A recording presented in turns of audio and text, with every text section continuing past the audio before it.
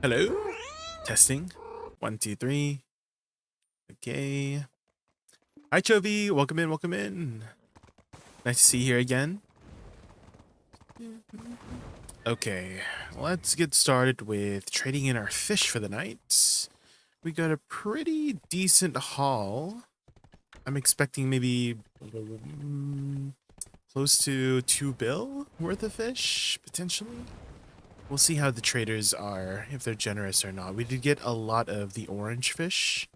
No megaloos though, but these yellow corvinas should be quite a bit of money. So let's go over to Land of Morning Light. Hi, Cossacks! Welcome in, welcome in. We're just about to trade our fishing haul for the night. I usually fish between 12 to 14 hours. Let's see how we did.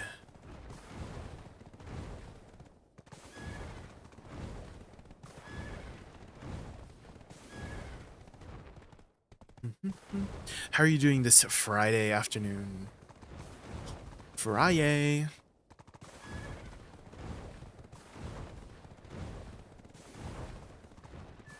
Decided to ditch the pay-to-win rod. Oh. Which rod are you using now? Or are you just not doing fishing anymore?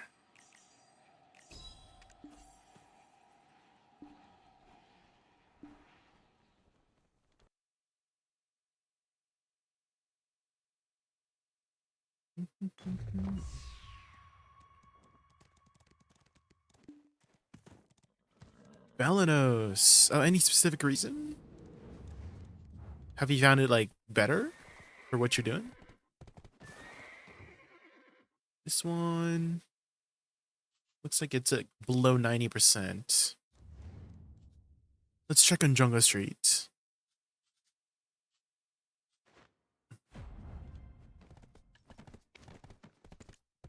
Ooh, we got some origins. Let's set some min buy orders up.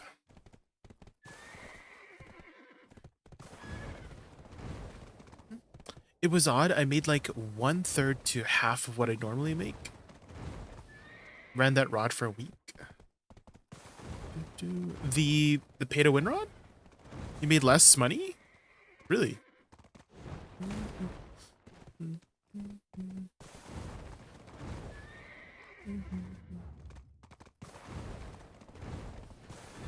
That is very odd. What kind of numbers are you seeing? And also, where are you fishing as well?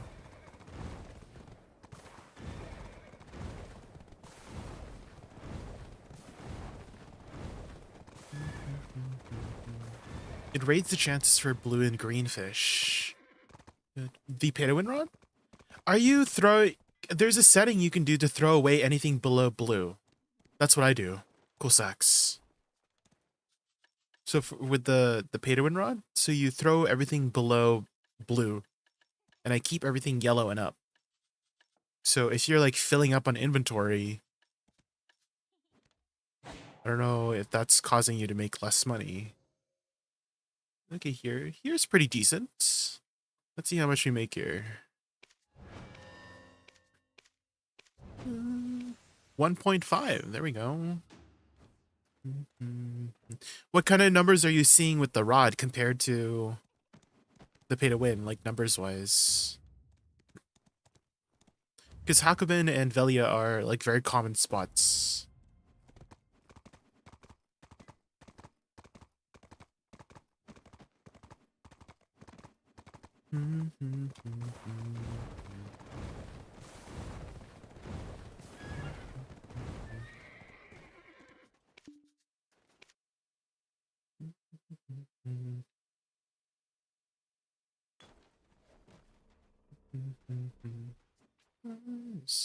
Hi, Butters, welcome in.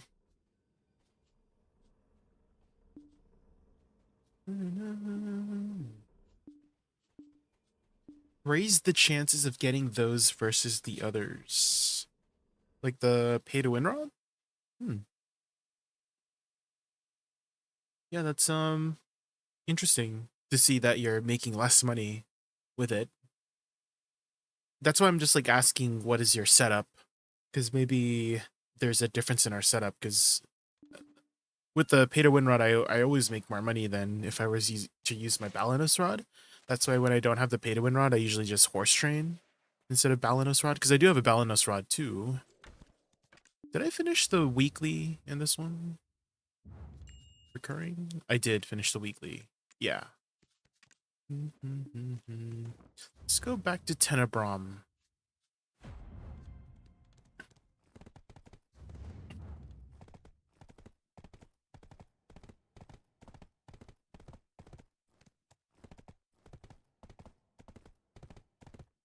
Overnight, I was making about $1 bill on average if I didn't get prize fish with the Belinus rod, with pay to win rod 500 to 600 mil. Really? That is very odd that you're making half as much with the pay to win rod. Extremely odd.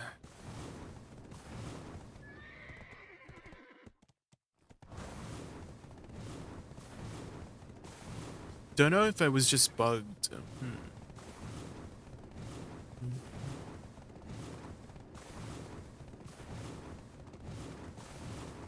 Is your inventory fill? They said that they were throwing away blue and under, so I don't think their inventory should be filling up.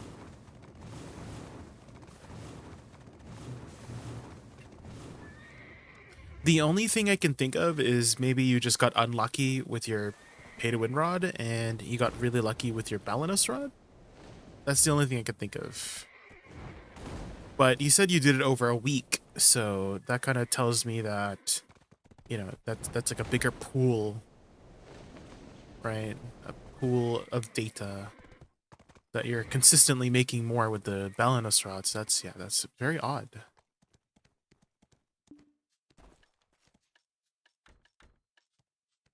It's barely filling the pay to win rod. Really? How many hours are you fishing? Because the pay to win rod should catch more fish on general than the Balanos, because it's a triple float, so it will catch like up to 3 fish potentially. Yeah. Hi Skinny, welcome in, welcome in. We're just about to get started with the grind.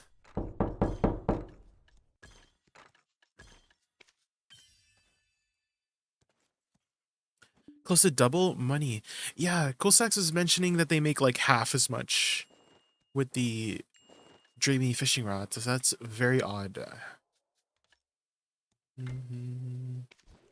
Very, very odd.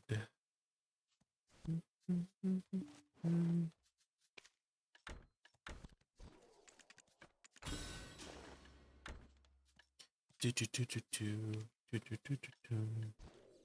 let's do this. How is our total here?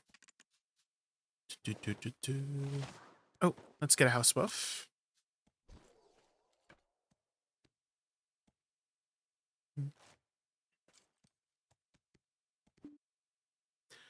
Are you gonna play Monster Hunter later? Yeah, I was thinking like later tonight, Butters. When are you like free, Butters? Like what time is good for you?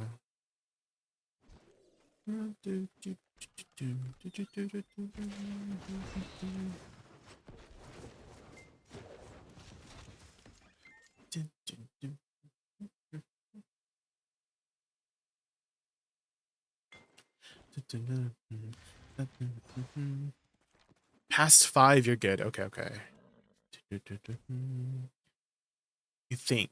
Okay, then maybe we start around like 6. This is a PDT, right? PDT. Maybe we start like 6 or 7.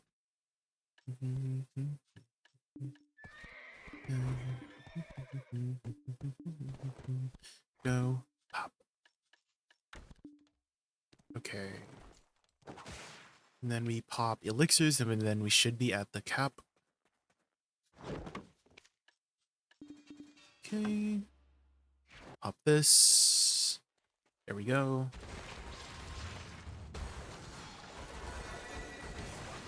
If my fishing luck continues like this, I'll swap to training.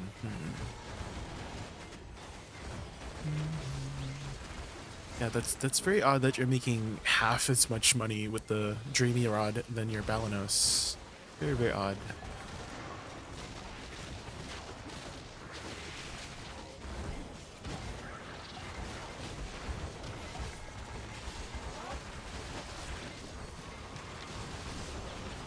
Making out alive.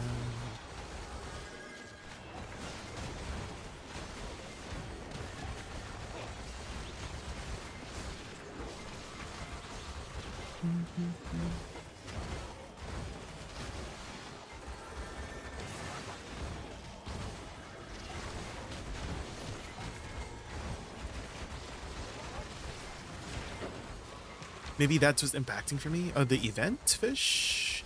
Maybe they could be taking up slots from your fishing haul.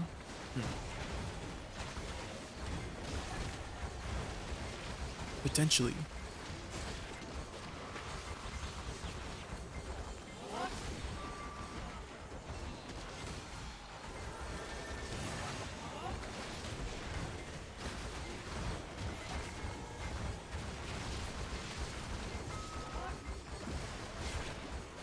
Get out alive. A monster in your head and then you'll fly.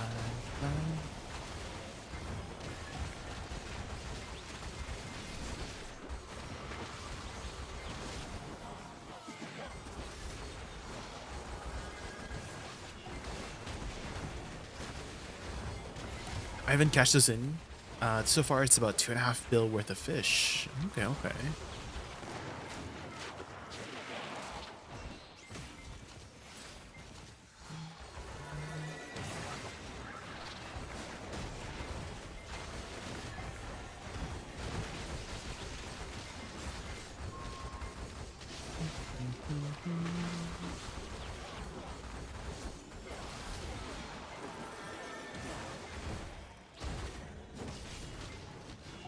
Make it out alive. Put the monster in your head and then you'll...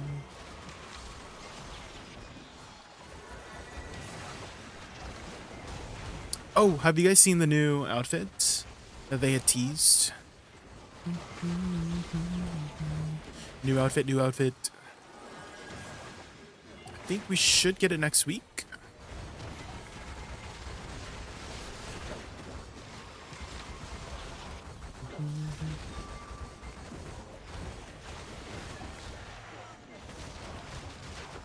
It looks good, the devil one. Yeah, here, let me show you guys. Real, real wild. Set the world on fire. Rules and hearts and twos.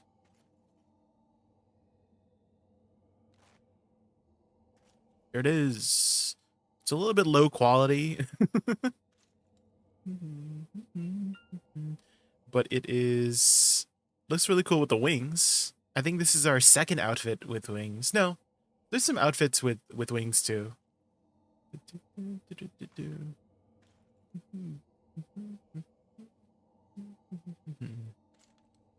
Yeah, the devil wings definitely look really cool.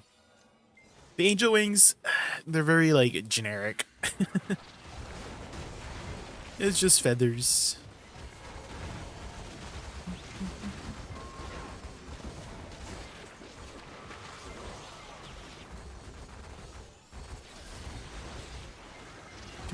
Sauce. That's how I planned it. All when I saw.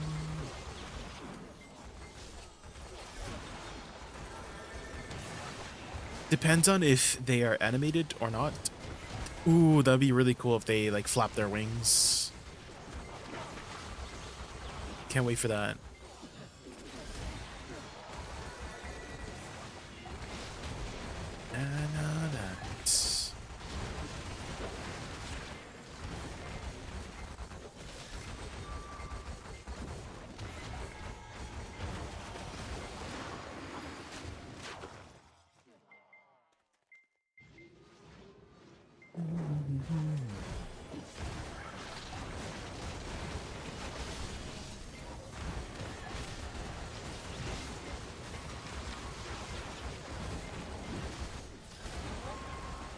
Even if it's just moving like the capes. Yeah, because I did notice that the previous wings, like Kibelius, they just kind of, they're like stiff. They're very stiff. They don't move. There was no physics. But that is one of the oldest outfits in the game, the Kibelius outfit. I think that has been around since like 2017, 2018 or something. It's been a hot minute.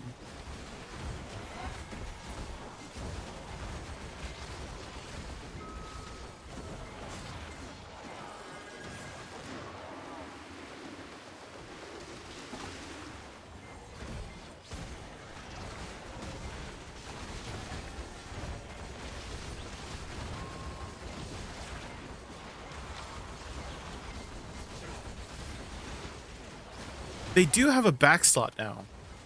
Cool sack. So I'm like wondering with this one, accessory back. They added this specifically for the Papu and otters. And so I'm like wondering if they're gonna add more of that kind of stuff. So it could be like more customizable, you know?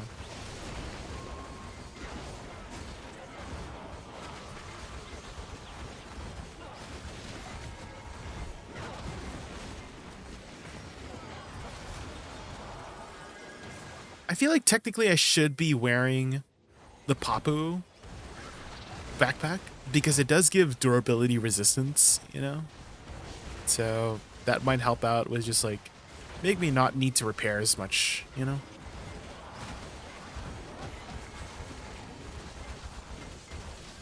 Also, good luck charm. Good luck Papu, you know? Could be a good luck Papu. Good luck for drops.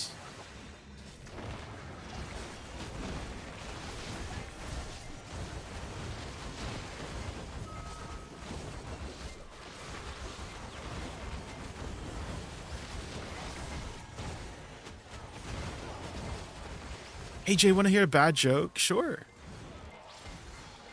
What is your bad joke?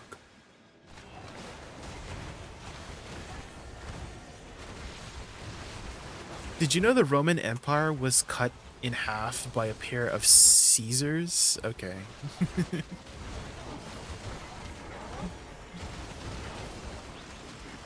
Thank you. That was a bad joke, Drake. Do you think about the Roman Empire a lot, by chance? There is this stupid TikTok going around a while back about how guys are always thinking about the Roman Empire. Like the girlfriends would ask their boyfriends, how often do they think about the Roman Empire? And more often than not, they would say like every day, or like very often, for whatever reason. I don't know why. Either.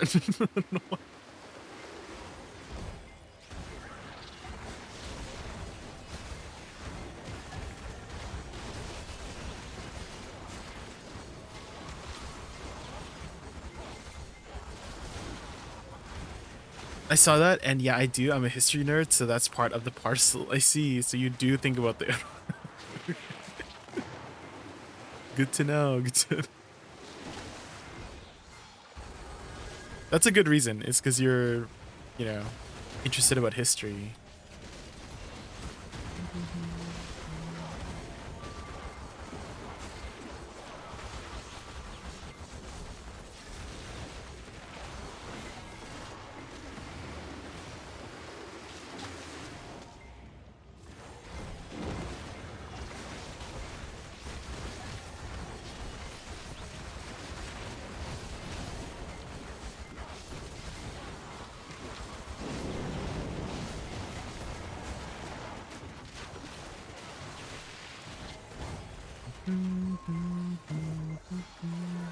Okay, let's go grab a Papu. Let's go grab a good luck Papu. Otter? You know, maybe we bring the good luck otter. Good luck otter. Does this give durability reduction? It does not. It's only the fishing one.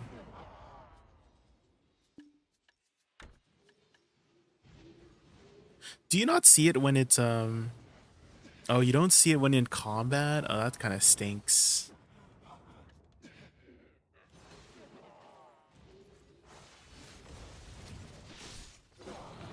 Ever heard of Centauri-chan, artist who makes manga-esque art of historical figures? I have not. I have not.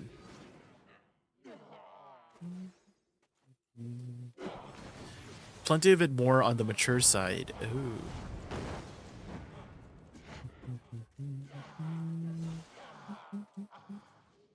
I see, I see. So that's why you're interested in history.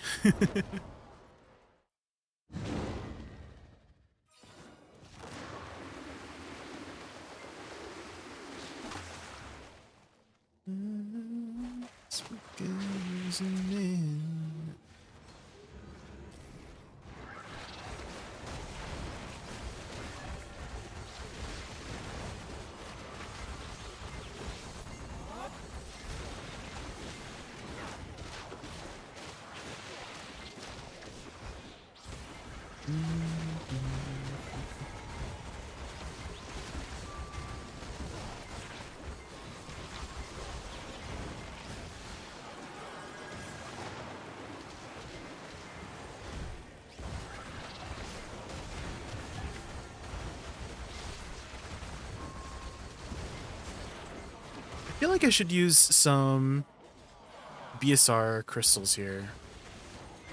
Because I'm like very over the cap. Might as well get like at least one. Just to preserve against overcapness. Let's do that. Maybe two.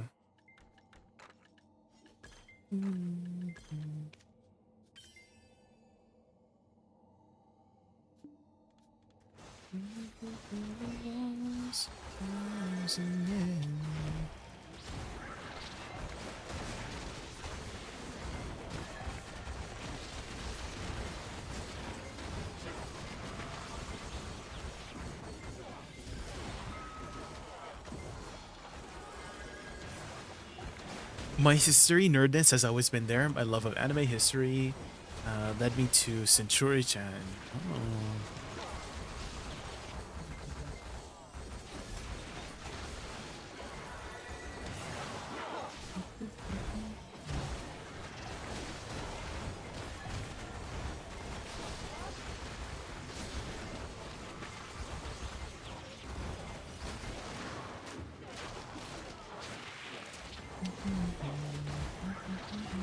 Yeah, I've never heard of Centauri-chan myself. Are they like a really popular artist? Very popular?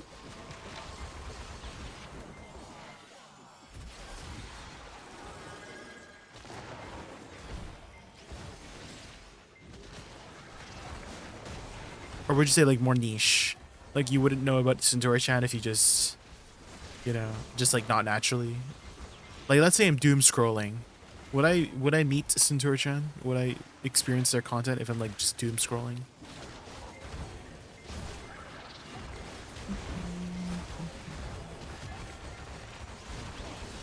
To be honest, a lot of my like current events, I have to be honest, but the majority of my current events that I know about the world is thanks to doom scrolling. If it's not on my doom scrolling feed, then I probably don't know about it.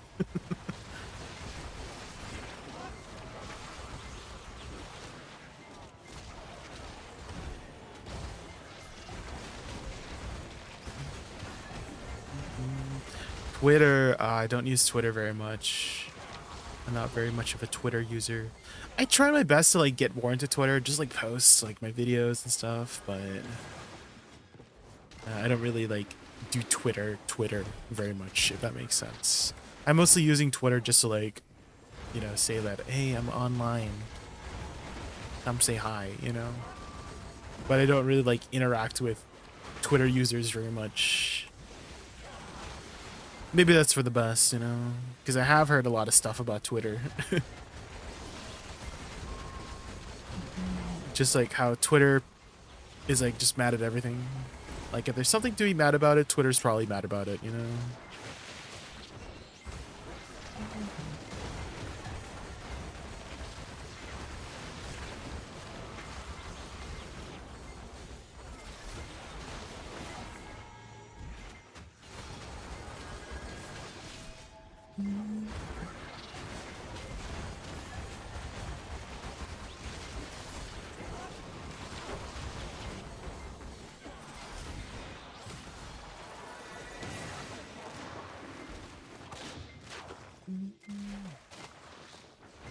Here we are, don't turn away.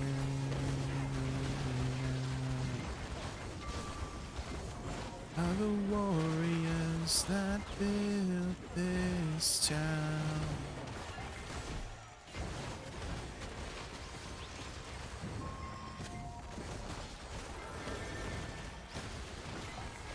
Are the warriors that built this town. From dust.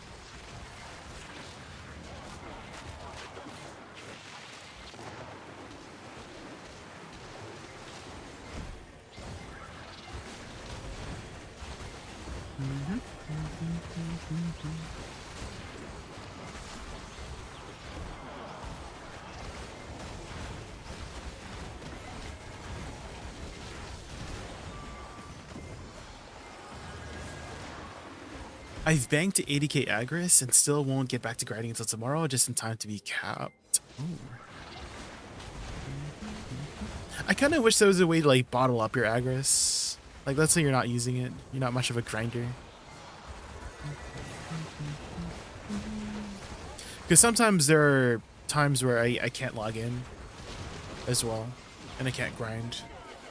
And it'd be nice to just be able to bottle it up. Like energy.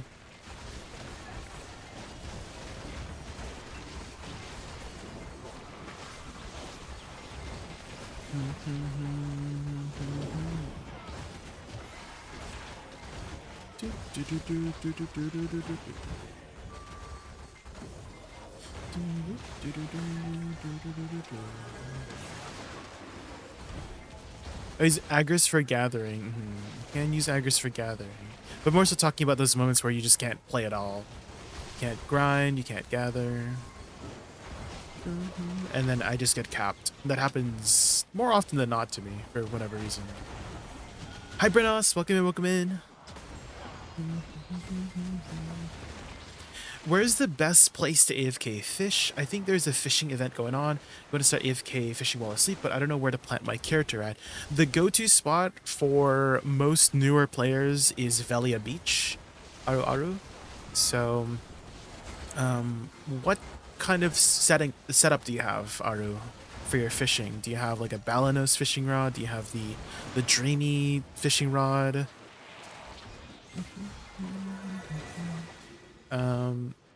And do you have like any life skilling set up too? If you don't have too much life skilling set up, usually the go-to for low mastery is Velia Beach as well. It's just a very solid spot. And also, there's a bit of strategy in selling your fish as well. Is you would take the well to Land of Winning Light, because there is a bonus for how far you sell your trade items, including fish. So you want to be selling it at Land of Winning Light Part 2. That's usually the farthest. And also check the traders to how much they're buying it for.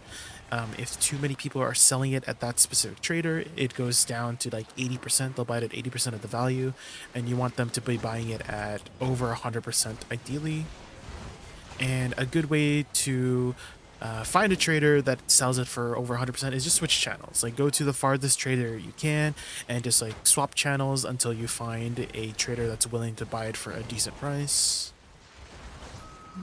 And that could maximize how much you're making. Especially if you get one of those prize fish. The prize fish can be worth quite a bit.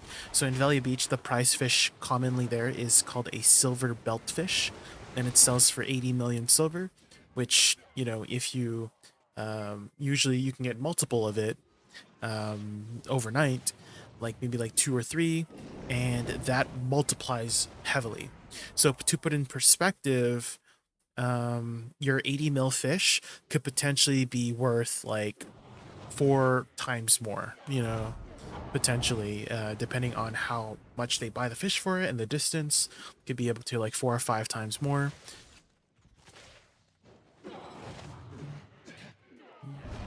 A good example was actually a couple days ago, Aru. 2 days ago, I got a migaloo, and I sold my whole fishing haul for about 5 bill. And I was checking other traders. Some traders were buying it at 4.2 bill, 4.6 bill, and I finally found a channel that they were buying migaloos at like max price, which is 130%. And so I was able to sell my whole fishing haul for about 5 bill. So I can, you know, I maximized it by another 800 mil if by just like switching channels a bit.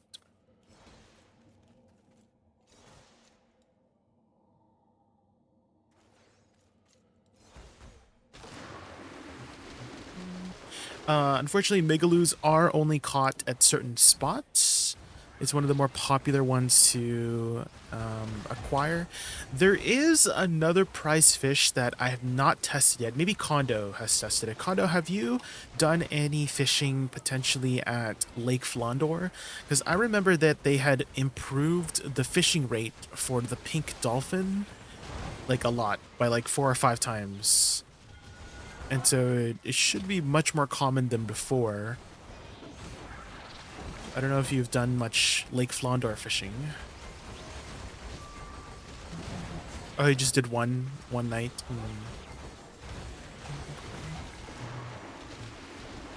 Because that's also one of the biggest catches as well, the pink dolphin.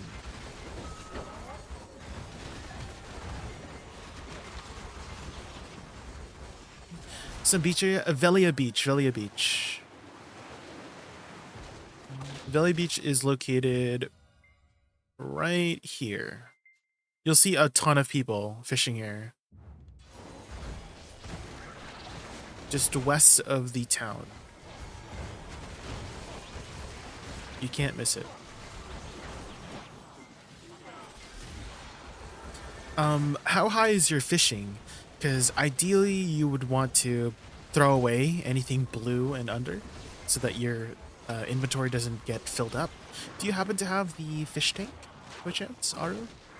You have the fish tank? If not, you'll have to do the Sea Palace questline, I believe, to acquire it. Something to do with the Sea Palace. The problem with Flondor is that if you don't get the prize fish, you make stuff all. You make stuff all? Like, you don't make any money? Is that what you mean? Fair enough, yeah. I mean, with Tigris, I didn't get any megaloos on Tigris. I still made 1.5 bill today. We just traded in our fish like 15 minutes ago.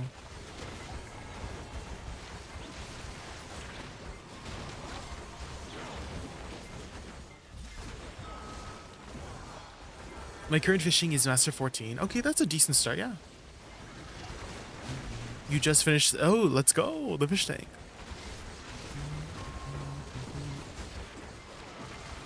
Do you have the Dreamy rod by chance? It is pay to win. Unfortunately, you have to buy it with the coins, the A coins. But that will maximize your fish output. At least for me. Apparently for Cool Stacks it makes worse money. I don't know why. But at least for me, my Dreamy fishing rod always makes more money than my Balanos fishing rod.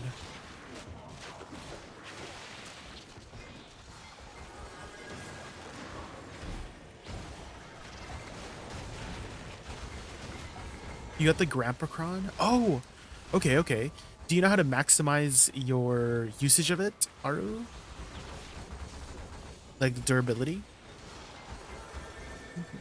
Because you want to run as much durability reduction as possible, which is 91%, and brand it as well.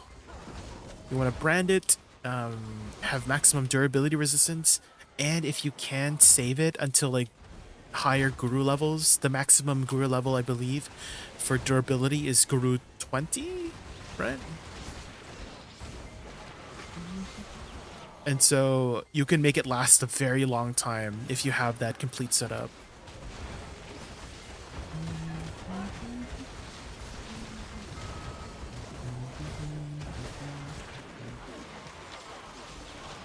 So if you can wait until you get a full setup with it before you use your Grandpa Cron fishing rod, that would be ideal.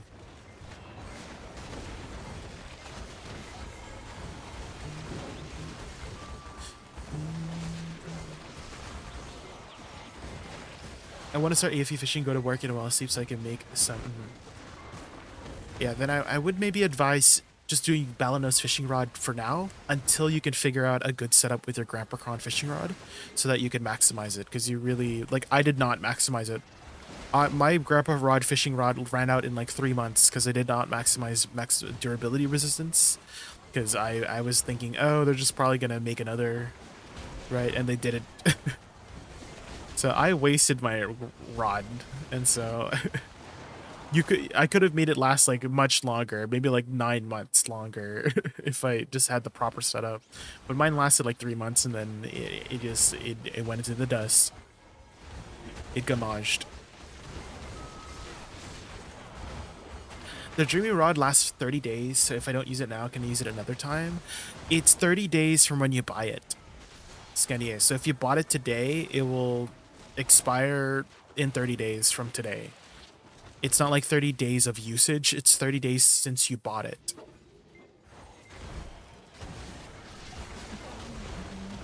So you want to use it as much as possible if you buy it right now. My grip is getting farmed by Prince. What are you having the most trouble on, Brenos? Is it just like the jumping mechanics, the timing? Which phase are you getting to?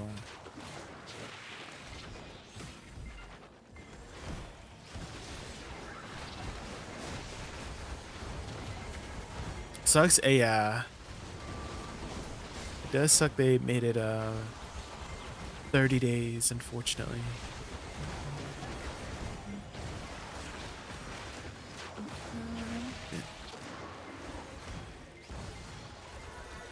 Giants, giants.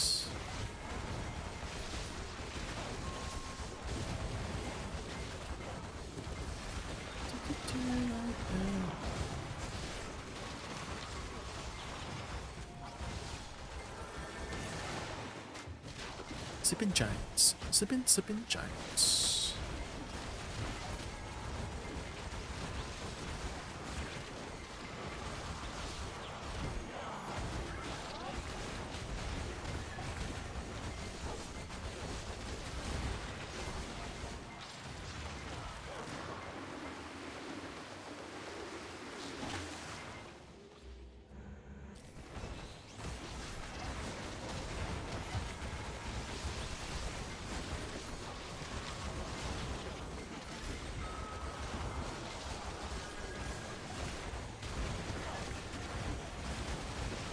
Giants, giants, giants.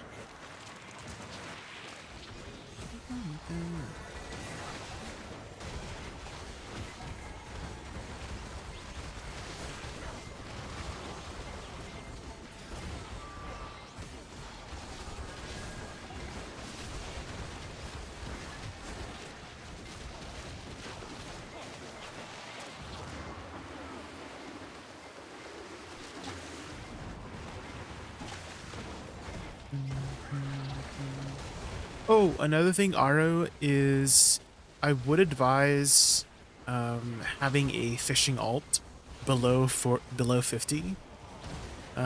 Since if you do get PvP'd, your fish does explode.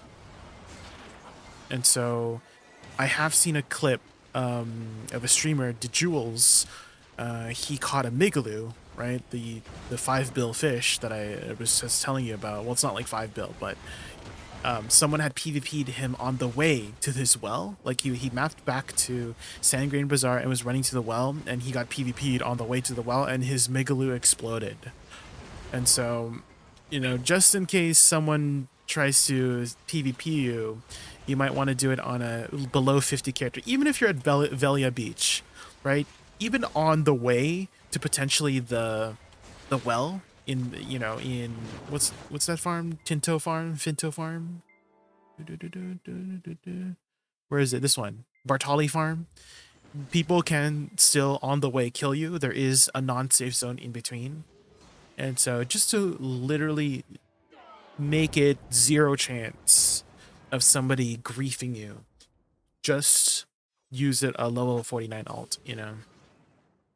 I know it's like annoying to have people like that in video who still grief, but it is just prevent yourself from getting griefed by like, I don't want to like be, what's the word for it, like blaming, like, oh, I don't want to say like, oh, it's your fault for not using a 49 alt, right? That's not what I'm saying at all. I'm just saying it's better to be safe than sorry, you know.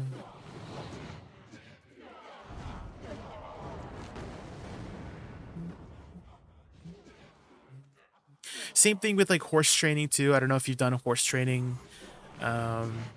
People will knock you off your horse if they see you in a non-safe zone.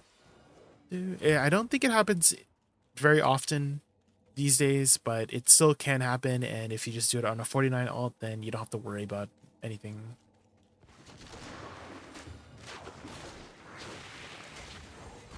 Another benefit to doing it on a 49 alt for horse training specifically is horse buffs. You don't have to like waste horse buffs. Let's say you do horse training on your main, right? And you pop a bunch of horse buffs, then, you know, when you grind on your main, you're kind of like wasting the horse buffs or whatever.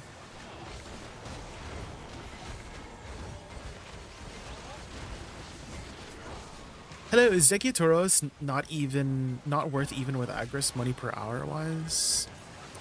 I can actually check for you in a second here, Luna. One sec. Let me just kill this pack here. I haven't checked up on Turos in a while, so I'm also curious too. Let me just kill this pack here. Uno momento.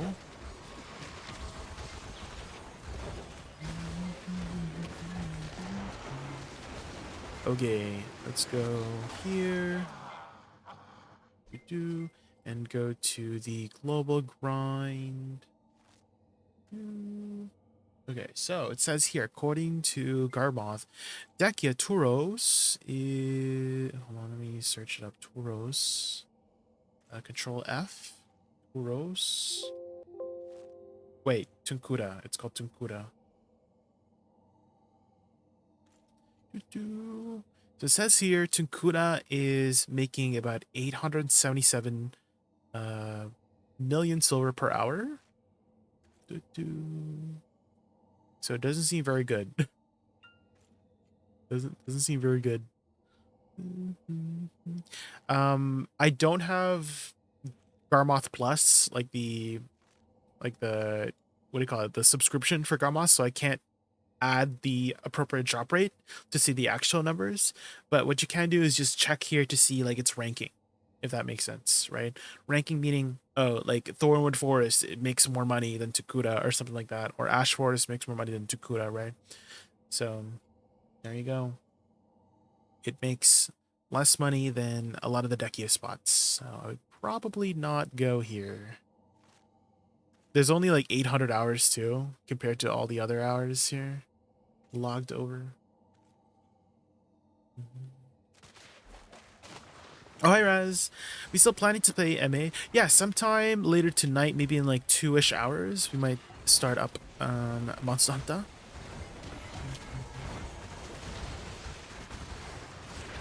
We'll start it up.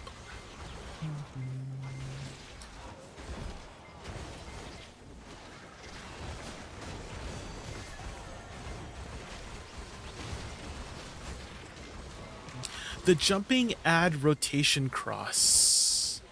Oh, do you mean like the arrows that go in a that shoot in like a pentagram motion, and it goes like clockwise, Brenos? So the trick with that is rhythm, Brenos. I find that understanding the rhythm of when that pops helps a lot. It's easier to rotate along with it the closer you are to the center because it's a cone, right? In between the arrows, and it's easier to rotate across a cone, right? If you are near the origination point of the cone, it's easier to like run with it. If you are running with the cone on the outside, the arrows will move a lot more, right? And so try to stay closer to the center when you are following along with it. Don't try to be on the edge. Additionally, it's a good habit to be kiting prints along a certain circumference point, because in the last phase, the moon effect that keeps happening, that puts you in the air, it will constantly go off in the last phase very often, like literally every 5 seconds. You're gonna have a moon bounce effect, right? That will bounce you into the air. And it's really important that you kite prints along the middle point of the inner and outer circle of it. So imagine this this is like the arena, right?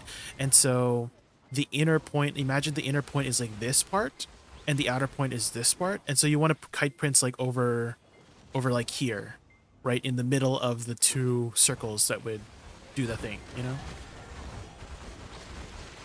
Hi ho, you princess, welcome in, welcome in.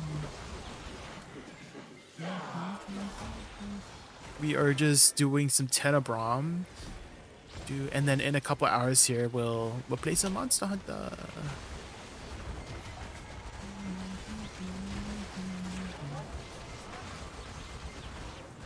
I just want to get my daily quota in. Maybe we'll do a deck tap. We've finally kind of been able to, because of our fails, we've been able to save our money from stacks, because the majority of our income has been going into stacks lately for Idana armors. But now that we've been failing recently, we're actually able to save our money from the stacks so that we could potentially use that crons for the deck attempts. So maybe we'll do a deck attempt here before we head over to Monster Hunter. Do you know how to get the artifact for fishing? I believe I got my fishing artifacts simply by trading in Imperial Fish, and then I would get a quest from Dalishan that he would give me. I'm pretty sure I have the fishing artifacts on my thing here. No, it looks like I just got regular mastery artifacts. Maybe not.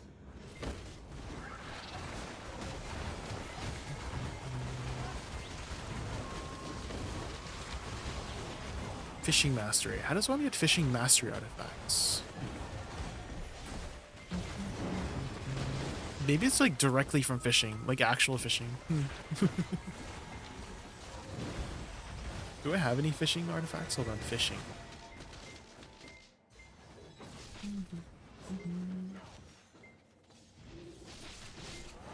Oh, it looks like I got one fishing artifact, fishing XP.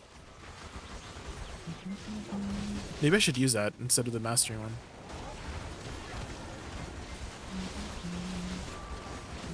I don't know where I got that. Again, the only thing I can think of is Imperial Delivery. Imperial Delivery and trading. I have a feeling it's Imperial Delivery. Yeah, Imperial Delivery fishing.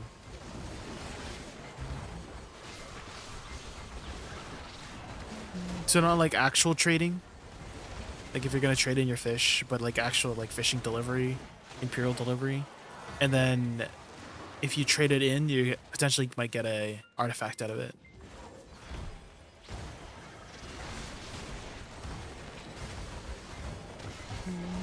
I was grinding Hoglum again, got 2 wands in 1 week, making money. Oh, 2 wands. Oh, 2 bonds. Yeah, I was about to say. 2 wands, not that much money these days. But bonds, those are worth a lot more.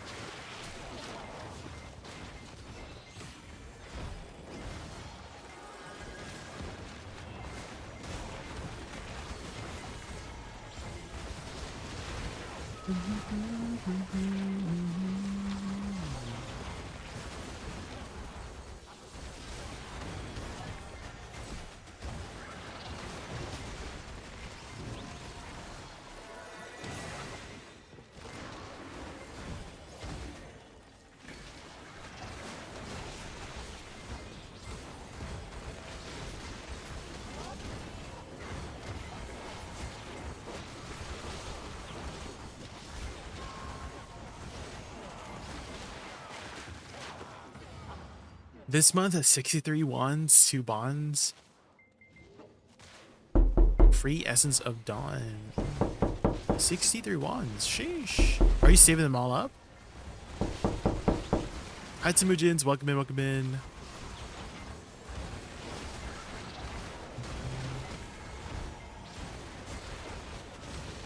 We get CC'd and killed randomly through iframe. It's desync, Brenos. Unfortunately, Print has a lot of desync, so you literally just have to move out of the way. You just have to move out of the way. Don't rely on your iframes. Rely on your positioning to avoid damage. So let's say he's doing the triple jump, right? When he says traveler, you know, he says traveler, you have done blah, blah, blah. You just want to pre-move. Like when you see him jump in the air, count 1, 2, then start dashing. Wherever he falls down, then count again after he jumps up, then just pre-dash. Don't rely on your iframe. If you see the red circle already on top of you and you start iframing, you're already dead. So you want to pre-move. Always be pre-moving. And then same thing for CC. He will go through your forward guard because of his AoE. Right, Brenos? All of his attacks, they get bigger and bigger as the phases go through, right? In phase 1, it's the smallest. Phase 2, it's bigger. Phase 3, it's the biggest, right? His melee attacks, and they will go through your forward guard. And so try not to forward guard too close to him. It's very beneficial to be ranged or use like big AoEs to hit him from like decently far away. Super armors, try to do super armors instead of forward guards if you can, whenever he's attacking. And then do forward guards when he isn't attacking, right? Because he doesn't care about your protections. So you want to rely on your positioning to be safe rather than your protections. I know it's stupid that you can't rely on your actual abilities, but that's what you got to do to defeat him. My iframe, that's why I'm saying you gotta move out of the way. You can't rely on your iframes, Brenos. You just gotta move out of the way. It's the only way. Don't rely on iframes. Just position correctly so you don't have to iframe at all. That's why I said pre-move, right? A lot of his attacks are telegraphed. The jumping attack, you can bait it by somebody. Somebody can be, whoever's closest generally will take the aggro, and you can have that person who's really good, like let's say they do have a more reliable iframe, they can just like, you know, dash out of the way. So this is what I do on my Woosa, is that whenever he jumps into the air, I just like dash like this, and then usually he's behind me here, and then I take aggro, and then I do it again, right? And then he jumps here, and then I do it again. I just pre-move. I just move out of the way. Don't rely on iframes. If you try to iframe when there's already a red circle on the ground, red effect on the ground, it's too late. It's too late. That boss does not care about your iframes.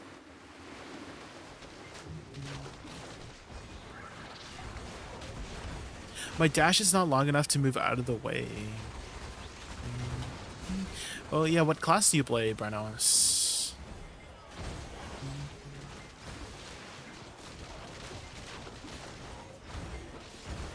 You don't have like any like long movement ability?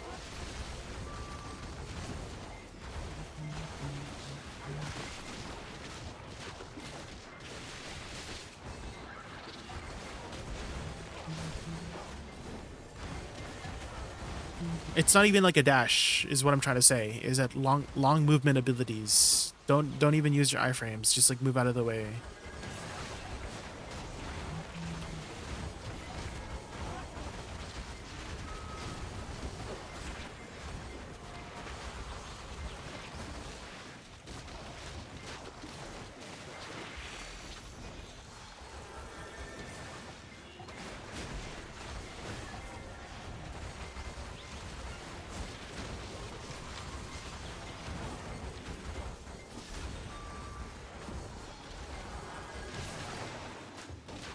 I have a dash on my teamer. Sometimes when I try to use WF as a dash and hold Shift F, it uses a skill, then I die.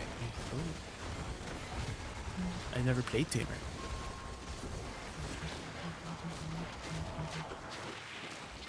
Tamer.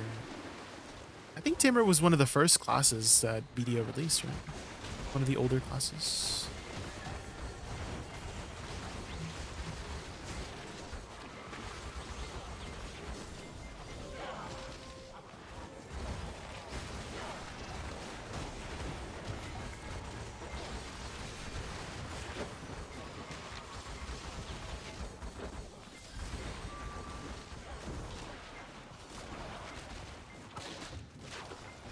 Jay just discovered something. What did you discover? Timber was the first release class after launch. Oh, interesting. 2015? Damn.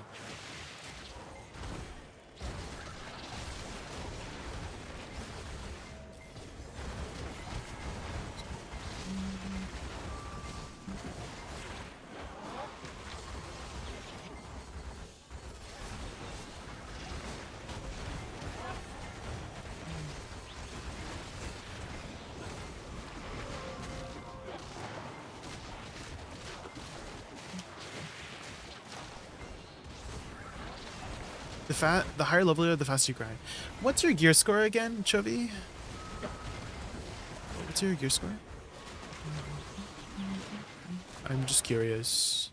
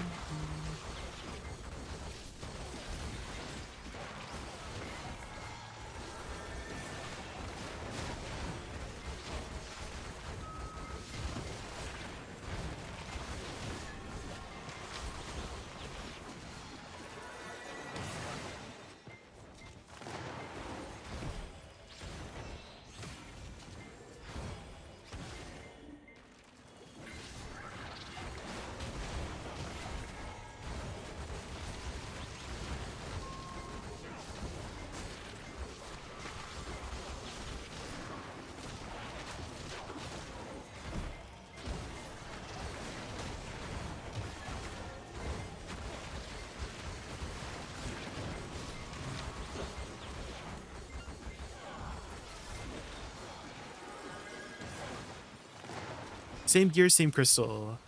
Like, what's the number? Can you tell me the number? Well, you said you grind Zephyros, right? So you must be like high gear. It's just because the way you speak, Chovy, I'm just... I said this before, and I'll say it again. You talk as if you're brand new to the game. Like the questions you ask is like as if you're brand new to the game.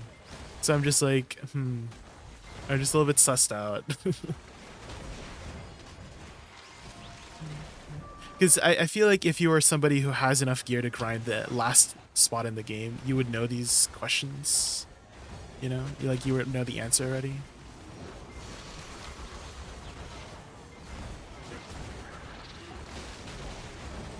It's kind of like, have you seen Elon Musk? Do you know who Elon Musk is?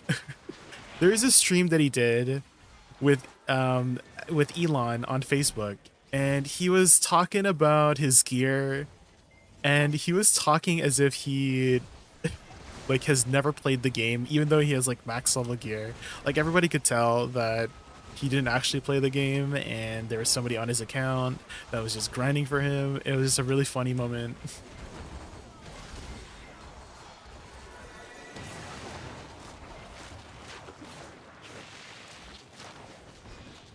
All deck? Yeah, that's what I'm saying. Okay, however you got that gear, I mean...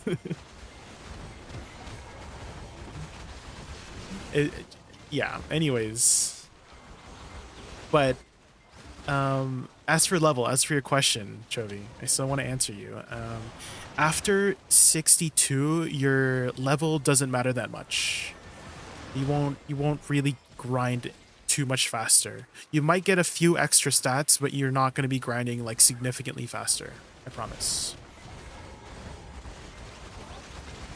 Was it for Diablo? It was for Path of Exile 2 Lazareth on on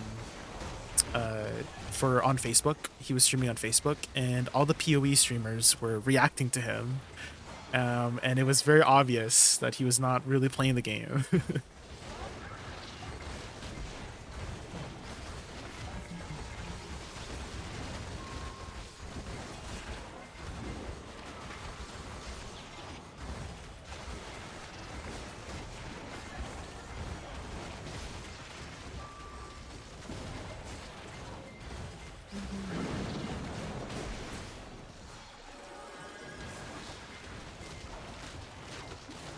I just hit 64 and I've seen a definite improvement in the time the frog spawns. The only thing I can think of, Chovy, is that you just played enough time that you've got improvement with the class. Like, you just played better. But your level, I promise you, does not affect your clear speed as much as you think. It's not going to be a significant increase. You do get a little tiny bit of stats, but you're not making significantly more trash.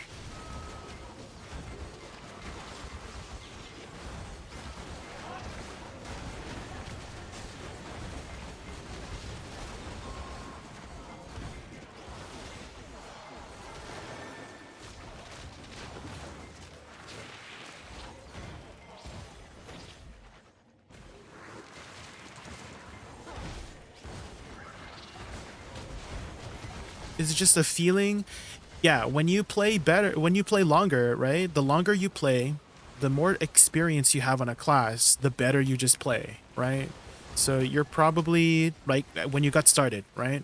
When you got started with Zephyros, you told me that you broke 9 crystals, right? Now, after spending some time, you don't break any crystals at all, right? So as you kept grinding, you got better at playing your class, which means you're probably dealing more DPS because you just know how to press your buttons better, right? So I promise, your level is not the main factor of why you improved. You are the reason why you improved, right? Not your level. You as a player, you just got better as you played the game.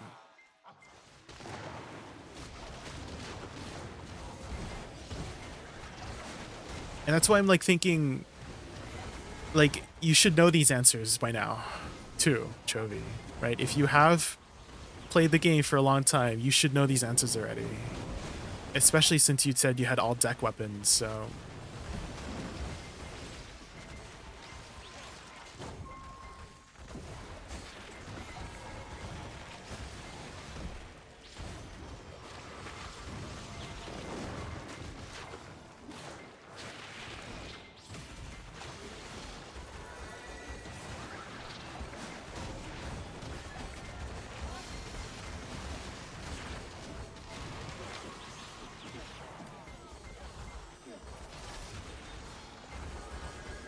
I improved because PA nerfed the spot 5 times.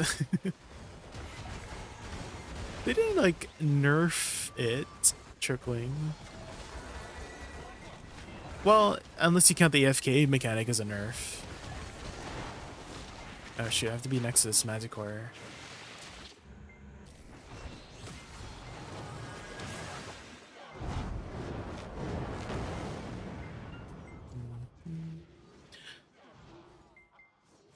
I'm 69 and I'm the worst at PvP. How close are you to level 70, Leah Princess?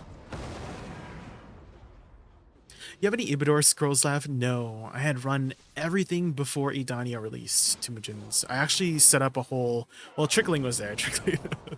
I was setting up like, I was like the main reception, I was playing the receptionist class when I was doing Ibidor scrolls. I was like, oh, I got you from 1 p.m. to 2 p.m. PDT. Be here or be, you know, be here or be square, you know? I was setting up those groups like crazy. I was constantly like looking over my Discord, just getting people in, organizing people according to time, according to how many scrolls they have, getting them in. Like, as soon as somebody ran out of scrolls, I got the next person in, and we would start like 1 minute after, like 0 downtime on people like going in and out. We were doing a lot. Oh, were you there, Timujins, when I was? Yeah, we literally did 12,000 fangs in that 1 week. It was a lot.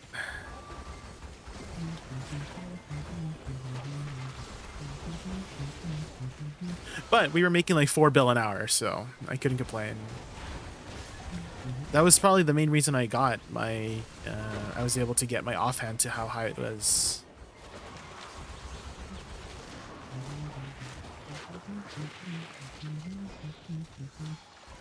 Oh, you did it, Brenos? Let's go. Is it your first kill?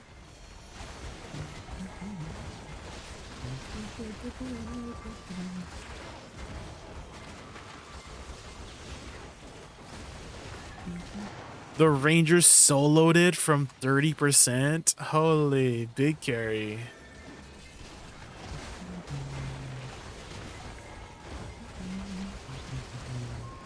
How was your time? I remember my first clear, you know, before all this gear that we got, our first clear was like 25 minutes long. And everybody was alive too. Everybody was alive, 25 minutes long. It was intense. 11 minutes. Damn.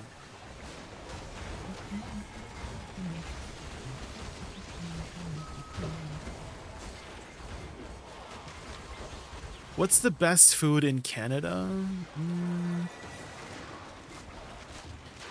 Smoked salmon. I remember eating a lot of smoked salmon growing up here. That's my favorite food, at least in Canada.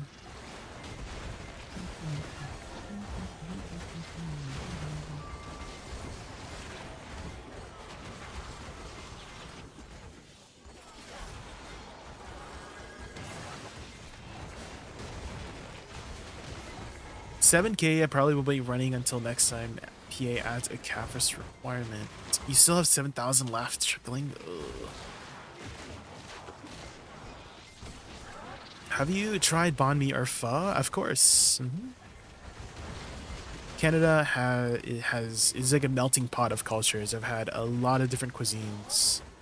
Vietnamese cuisines, Chinese cuisines, Japanese cuisine, Indian cuisine, European cuisine. I've had a lot of different kinds of food.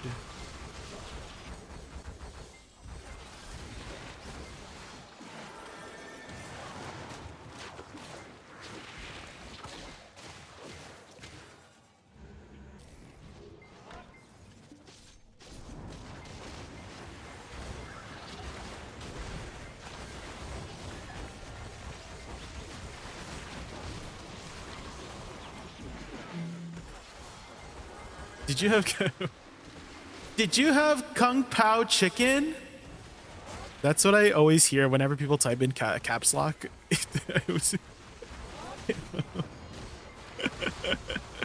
Yeah, of course, Kung Pao chicken, dim sum, siomai. Siomai is my favorite.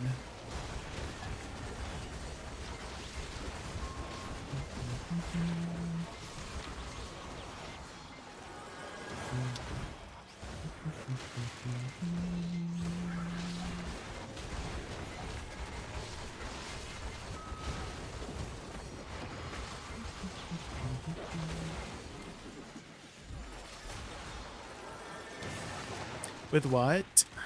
Siomai? Have you not had siomai before? Siumai, siomai. It's like ground beef with shrimp, and it's steamed in a wonton wrapper, and usually topped with like some sort of vegetable.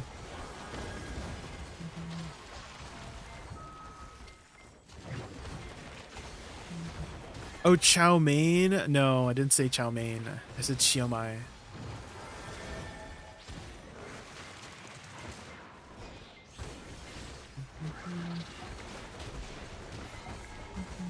Poutine?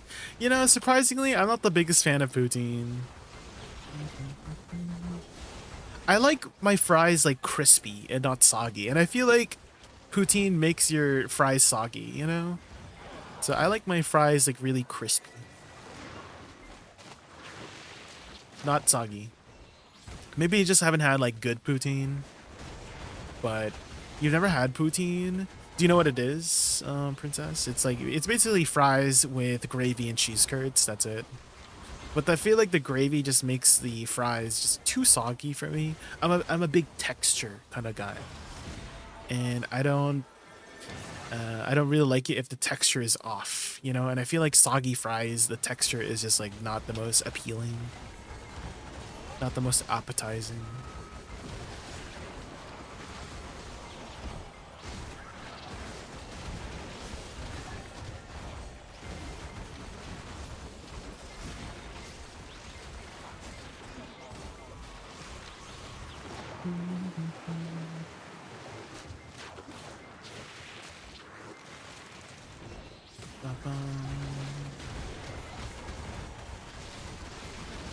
And if you guys really want crispy fries, you gotta like do it twice. You gotta like boil it, and after you like parboil it.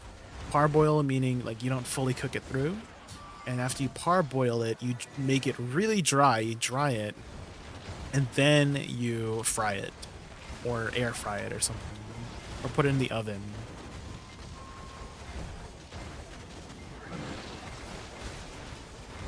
Parboiling helps with removing excess starch and also partially cooking it, so you don't have to like put it in the oven as long. And then making it dry makes it, you know, obviously so it doesn't get soggy when it's cooking, because the steam will make it less crispy. So you don't want any water, ideally.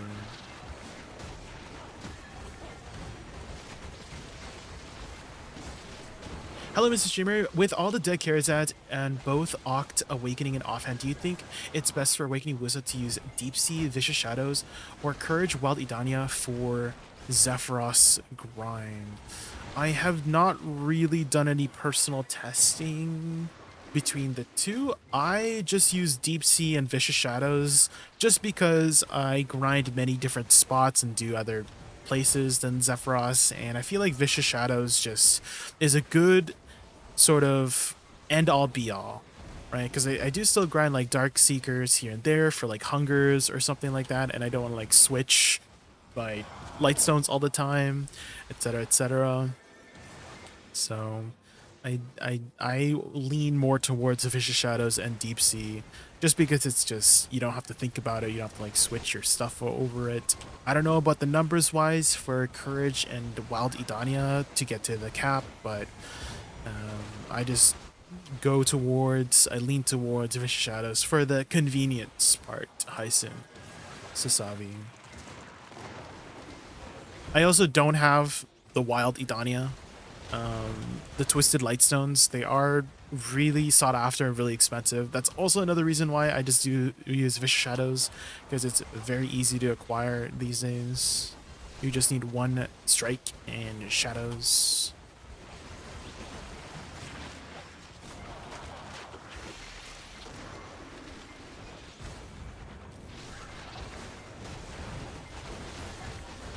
Another thing you could do, Hyson, I don't know if you have been doing any gathering, but Tenacity perfumes instead of Deep Sea. Tenacity perfumes give you a little bit more extra AP. So if you're trying to hit that AP cap closer, then Tenacity perfumes will help you out a little bit more. It does require more effort to acquire. You need either Caphras Essence, these ones, either gather Caphras Essence or Rusalka corals. These ones, it's 30 per for the Tenacity perfumes, and it's not too bad to gather them. I gather my own. I have like 70-ish that I'm using, and these are mostly all crafted by me, and every 3 is like 1 hour of grinding, right? So, Tenacity, yeah. There's another one for Courage too. It's called Envy, so that gives 5 more AP. They both give 5 more AP. So they're basically strictly better versions of Courage and Deep Sea. But Tenacity is like the better version of Deep Seas. Tenacity, yeah, I do use Tenacity. I use Idania and Tenacity whenever I'm grinding Zephyros. Lately, I've been preferring Tenebrum for chill grinding, because then I don't have to be as present in the grind. I can just turn my brain off and just talk to chat. Ah, hi Octoberus, welcome in, welcome in. You heard of Ophelia by Taylor? Fate of Ophelia by Taylor. I don't think so. Fate of Ophelia? Let me see.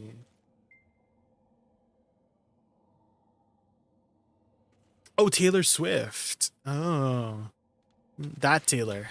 I have not heard that yet. For us, is it good? Is that one of her newer ones? I haven't really listened to Taylor Swift in a very long time. I don't think I have too many Taylor Swift songs in my Spotify playlist right now. Unfortunately, on YouTube, guys, you can't hear the Spotify playlist because YouTube hates when you play music. They'll literally take down your stream. They're like, oh, copyright detected. Turn off stream. So unfortunately, you can only hear it on the Twitch side.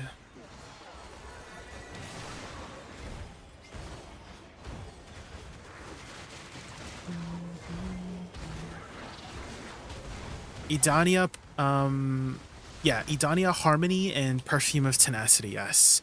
Tenacities are a little bit more difficult to get than Deep Seas, right? Because you'll have to either upgrade them from Deep Seas using Caphras Essence or gather them from Rusalka Corals. But they will give you a little bit more survivability with the HP as well as more AP, so... And it's not too bad gathering the corals. You can get about 700-ish corals an hour. Like if you have a decent setup. 700 corals an hour is equivalent to about 20-ish perfumes. 20, 21, 22-ish perfumes per hour that you can craft from gathering the crabs in Nymphomare, that area. The beach. So it's not too bad. And 20 perfumes can last you like 6 to 7 hours of grinding, so.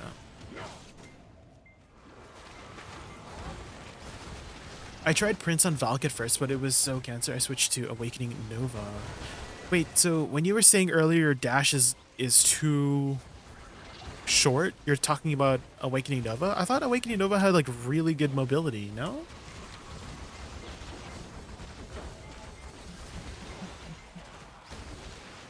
I thought Awakening Nova had like one of the best mobility kits in the game, no? What do you mean your dash is too short?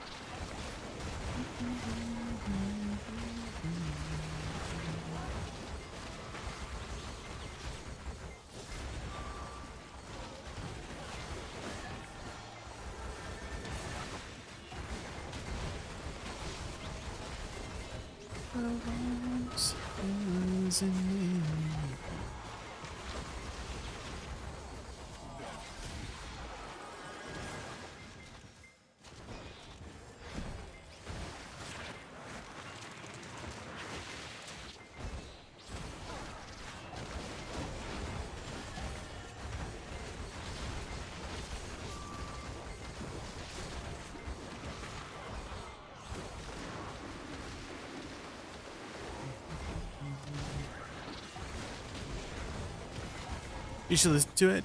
I just added it to queue, so when it's up, I'll take a listen.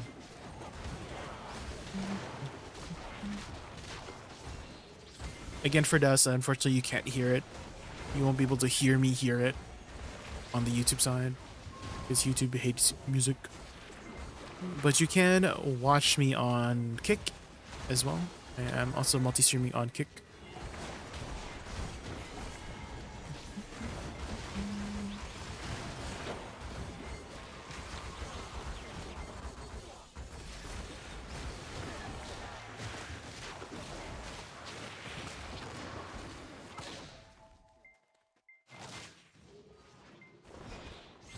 3-in-1, actually 4-in-1. I'm also multi-streaming to YouTube Shorts, like the doom scroll part. And you have to set up a separate stream for that too, but it's not too like it's not too much extra work to just set up another a double YouTube stream basically. I haven't really been getting too much action on like the vertical stream. That's what it's called. I was like, what the heck is that called when you go up and down? Vertical.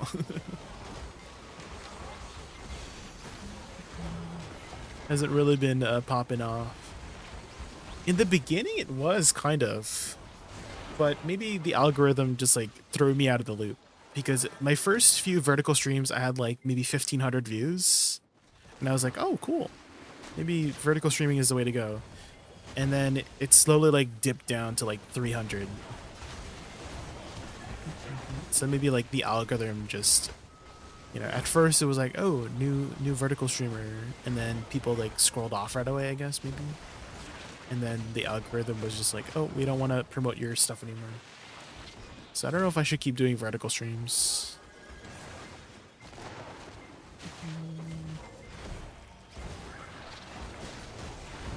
Do you think Woosa can perform as good as Archer and Suck Ranger in terms of long-range damage dealers in large scale? No, because your damage is delayed. So you're not gonna really be able to be reliable in your DPS, Hyson, because your flowers are very delayed. So if you're trying to get like high numbers, right, it's much better to have direct on-demand damage for getting kills. If that's what you're meaning, is being able to get those numbers and frag out. You're kind of just relying on your flowers to hit people coincidentally, if that makes sense, right? You're throwing out your flowers and hope that by the time they explode, they hit somebody, right? But that's a lot harder to do than if you were to have the flowers explode immediately, right? And unfortunately, there's no way to detonate your flowers from afar. You can only detonate them from close by using SF like that. That's the only way to do it on demand for your flowers, in which case you're not long range anymore. You're getting up there and personal, close and personal. So if you're trying to perform as well as those long-range damage dealers, you might as well be those long-range damage dealers. Your role as an Awakening Woosa, a lot of the times in large-scale PvP, is to be there to CC people. Because a lot of your flowers, all of your flowers, have a form of CC. And with the removal of resistances, your flowers are guaranteed to CC. Before, resistances were a thing, right? And ignore resist, the stat for ignore resist from Crystal of Elcars, right? They do not affect summons. So not only did your flowers not have the effect of ignore resist to CC people through the resist, they were just getting resisted by the resist from people too. So you just had like a 10, 20, 30% chance to CC people depending on the resist, right? But now it's guaranteed. Like if you hit somebody with your flower, like if they just happen to be near your flower when your flower explodes and they're unprotected, your flower will CC them, guaranteed, which is awesome. So you got indirectly buffed in that way. So that's where the majority of your power comes from, is creating a lot of opportunities for your team to follow up, right? For those CCs, debilitating the enemies from far away. You do damage, but it's hard to really like hit that damage right away. So you have a really nice kiting kit too. It's almost impossible for somebody to catch you if you have your butterfly step ready, right? Let's say somebody runs up to you, just butterfly step away, right? And you can upkeep, like it doesn't take that much stamina, so you can just infinitely do like shift F or something like that, dash, right? So I'm still like my stamina is already like full already from just like standing still a bit, you know? So you have a really good kiting kit.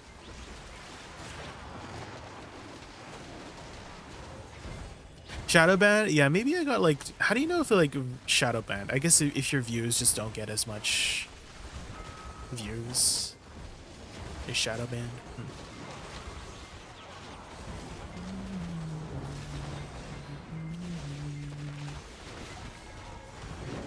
Can I get $1 for every resist, he said. Well, how else would I say it, okay? Hey there, new viewer here. Welcome in, Kebab. Welcome in, welcome in. We are just grinding some Tenebrom. How are you? How are you this fine Friday? They reduced the distance when they reworked Nova, and recently the Double Dash update effed it even more. That's your only iframe. Well, I just said don't rely on your iframe, Renos. You can't rely on your iframe. Look what happened when you relied on your iframe. You died, right? So on Prince, you cannot rely on your iframe. You just got to move out of the way. I've never really played Nova, and I don't know how it is like after the update. Is there no way for just to dash like really quickly like that? Is there no way? Because that's your most reliable thing in Prince is positioning. You can't rely on iframe. Iframe is useless in Prince. Well, I wouldn't say it's useless, but it's not reliable in Prince. So stop talking about iframes. Don't worry about your iframes. Worry about your positioning, and whatever you have to do to get from point A to point B in your positioning is the most important thing for you to survive it. Okay, that's what I'm trying to say, Brennons. Don't worry about your iframe. Worry about your positioning. Iframes suck in Prince. Which do you think is stronger PvP, Suck Woosa or Awakening? I think Suck has the better 1v1 kit, and Awakening has the better large scale kit. Kebab. There is a very particular large scale niche thing you could do with Suck Woosa, which you can frag out if you're good at it, but it's difficult to pull off. It's the Reflect build. I don't know if you've looked into the Reflect build, but basically you run as much HP, maximum HP as possible. Like you can get up to 19,000 HP if you really stack that HP, and you run low DP. The reason for low DP is so that people can damage you, because the more people damage you, the more you stock up on that Reflect damage, and that Reflect damage is pure DPS, like pure true damage. You cannot iframe, well, you can iframe it. You cannot forward guard it or super armor damage reduction it. No damage reduction will be affected by the true damage. The only thing that can avoid it is iframe, right? Because iframe, if they iframe it. But I have seen Suck Woosas get like feeds of like killing 20 people at once or something crazy like that. But basically they stock up their HP, store up that damage whenever they take it, and then they just use Stormfall to just bam like this, and then they hit as many people as possible. But it's very difficult to pull off. It's not as easy as you think. It's a very difficult thing to pull off, and you need the right setup for it too. So that would be the only niche thing that I would say Suck Woosa does better in Awakening for, is doing that sort of fragging out manner in Awakening. But I do think overall Awakening just has the better, like, kit to deal with large scale because of her range. Being ranged in large scale is always an advantage. Being able to pew pew from far away and get your CCs out on your flowers is just really beneficial for your team. So you might not like frag out as well as, let's say, a ranger or an archer, but you're really helping out your team by getting those CCs out. Those CCs are very important, because basically a CC means your opponent can't do anything, right? Does the 100% reflect of the damage, or is it halved? Does it reflect 100%? Lazarus, if you store up 15,000 damage, let's say you have like 19,000 damage, 19,000 HP, and you take 15,000 damage, you do 15,000 true damage back to the opponent for as many people as you hit. So you ideally use Stormfall to do it. You can use Stormfall. It's the first hit of Stormfall 2.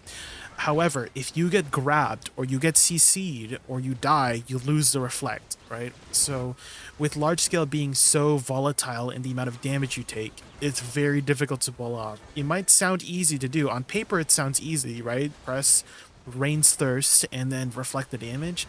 It's much harder than you think because of desync, right? Desync is one of the biggest factors of why it won't be pulled off, right? Because if you desync, then you take more damage than you might, expect, and you just die, or somebody grabs you too because you're standing still for 2 seconds, right? You stand still for 2 seconds, someone's probably going to grab you if you're in the middle of their team, right? And you want to be in the middle of their team because you want it to take as much damage as possible, right? And also they have to damage you. So let's say you cast it, nobody even hits you, right? So the opportunity to do it is very you have to have you have to be at the right place at the right time to pull it off effectively, right? So it's a lot harder than you think. But if you can pull it off, it's very satisfying. I've seen clips, like clip compilations of Woosas doing it, and it's so satisfying to see. Just a ping, ping, ping, ping, ping. Somebody just like, they just kill a whole platoon of people.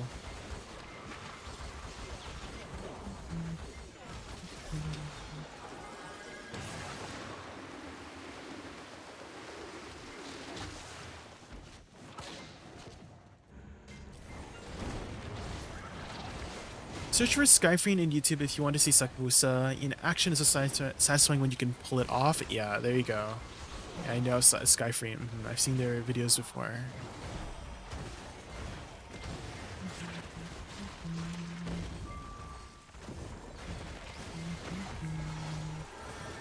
But again, it is very niche. It takes a lot of practice to get good at it, and then you also need to, like, the RNG factor of having the right things happen at the right time. I wouldn't say it's like the most reliable way to play the class, you know, for your team.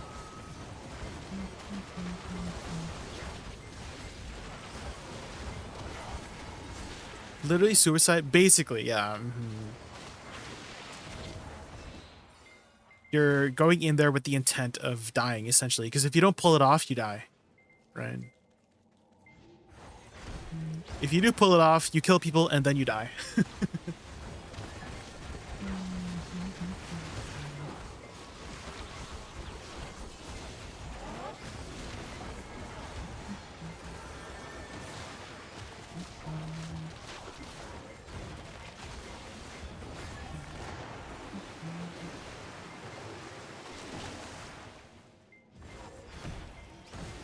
I'm wondering if, like, how it would look like if Awakening Woosa had the reflect thing.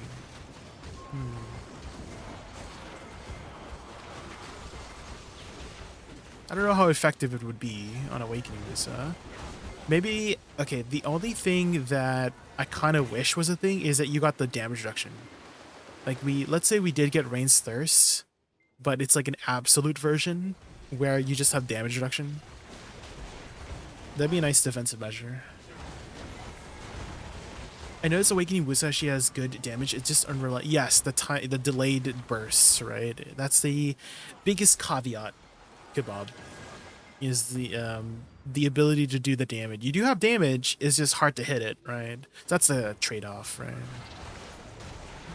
You can be a lot more reliable with it thanks to SF. SF it detonates your flowers immediately, but you have to be next to your flowers. And, you know, Awakening Woosa, you kind of want to stay out of the fray, stay from far away.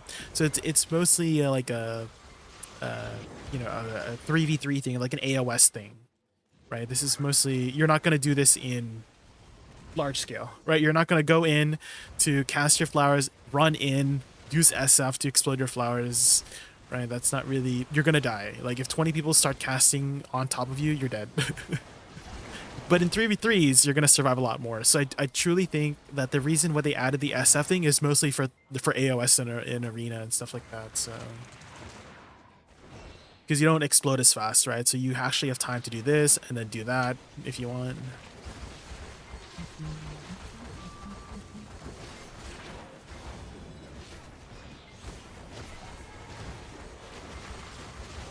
It's more of a ticking DPS class, great for chipping away, and also just random CCs too. Kebab, right? All your flowers, I was just talking about this earlier, is the removal of resistances allows your flowers to guarantee the resist, or the CC now because of no more resist, right?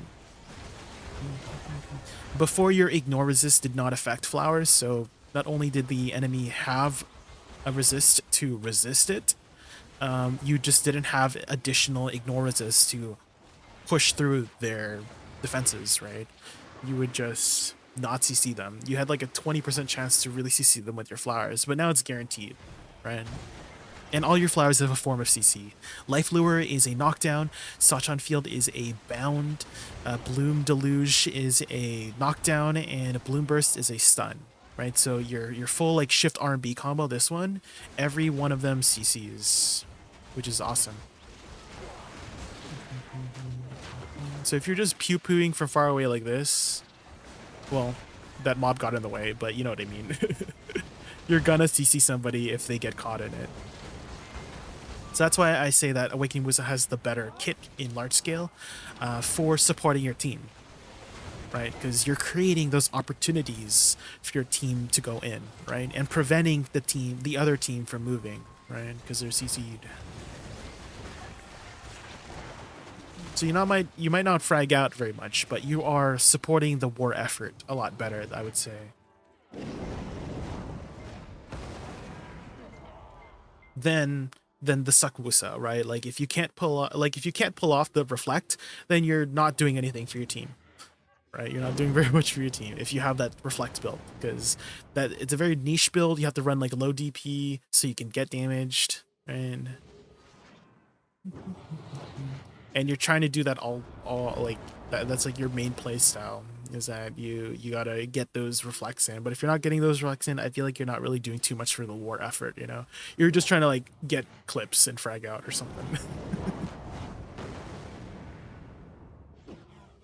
Which the clips are satisfying. Don't get me wrong, they are very satisfying to pull off.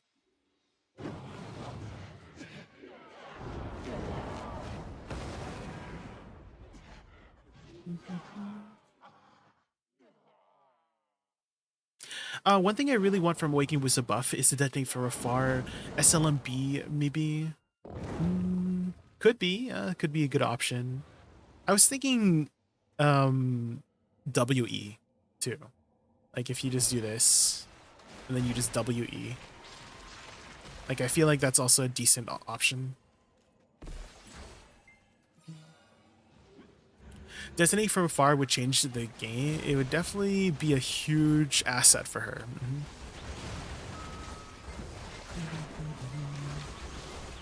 Really nice utility tool for large scale.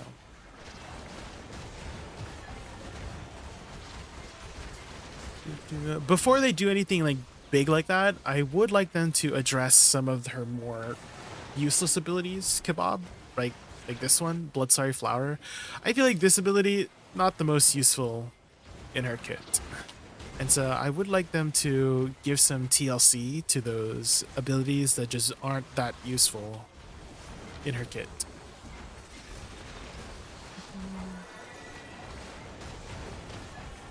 Like if I were to compare it to, let's say, the heal of Witch and Wizard, right? It's a lot more impactful, right? And so I'd like to see a little bit more impact on Blood-Sorry Flower, especially with the cooldown being so long and for how disappointing the effect is. It's also unprotected and uncancelable. So the least they could do is maybe add some super armor to it if you can't cancel it, or allow us to just mid-cancel it if we have to move out of the way, you know? That's the very least that I would do to improve it, is give it either super armor or just the ability to cancel out of it. Because right now, if you cast it, you cannot move. You're just stuck in place. So if I cast it here, and then I try to dash, right? I can't dash there. Now I can dash, right? So it took me like 2 seconds before I could actually dash. So let us cancel it at least. Or maybe speed up the animation.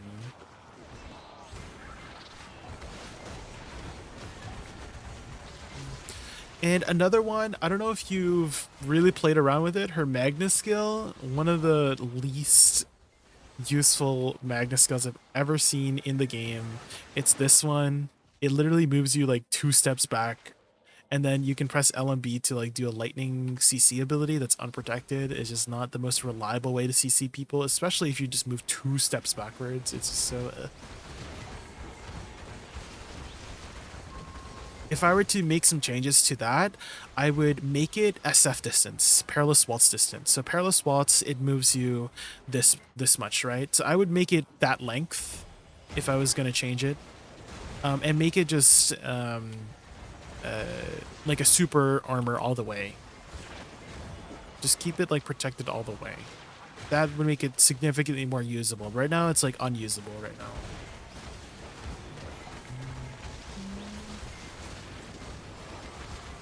You can't really stack the HP recovery from Starry Flower and the Rabomb. No, they're the same buff. Yeah, I said it's the same buff. The Rabomb will overtake Blood Starry Flower too, as well. So the only effect you get from Blood Starry Flower that you keep if you stack them is the mana recovery, which I feel like is negligible, right? Like the 100 mana recovery for 30 seconds, you're not really feeling that very much. It is technically a party buff, but still, it's still so dinky for a party buff, right? So I guess the idea is that you would use it before you go in, but by the time you actually get usage out of it, it's mostly gone, right? Let's say you precast it and then you go in. You're probably getting like 15-20 seconds most out of it, right? And how recovery works in the game is that it pops every 5 seconds, right? So you're not getting 100 mana per second. You're getting 100 mana every 5 seconds, and same with the 200 HP recovery, right?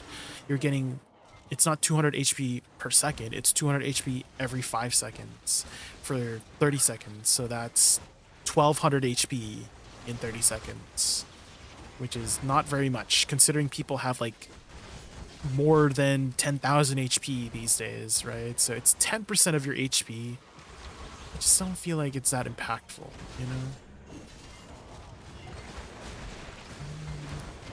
In comparison to, let's say, the Witch and Wizard heal, right? It's 4,500 HP right now, which is like half of people's HP for the most part, so...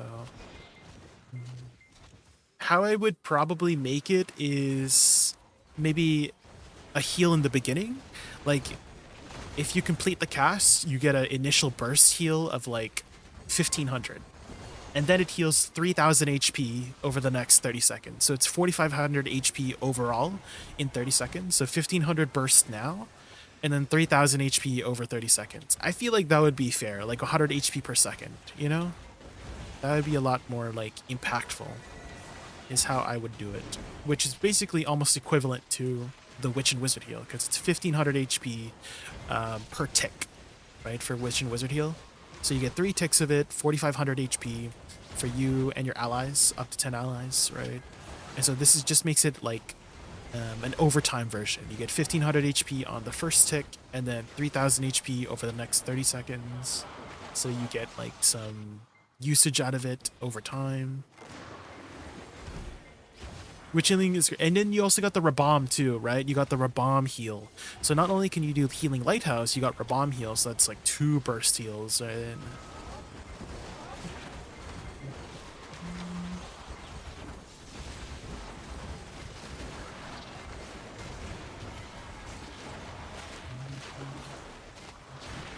How do you feel about the Rabomb heal, Hyson?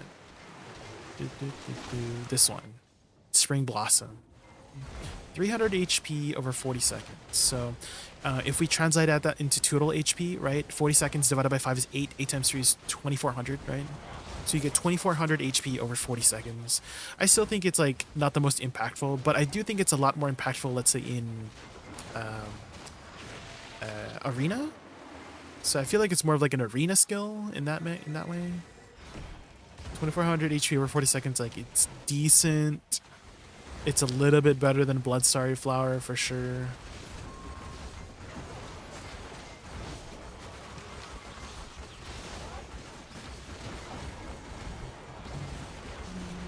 I do still think it could be a little bit better.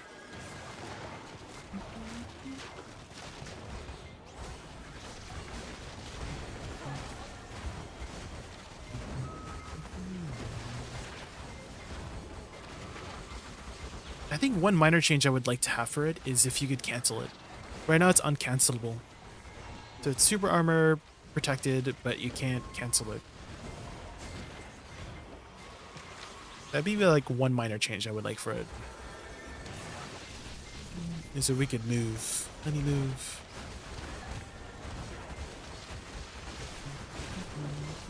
Or maybe speed up the cast? It is a little bit slow.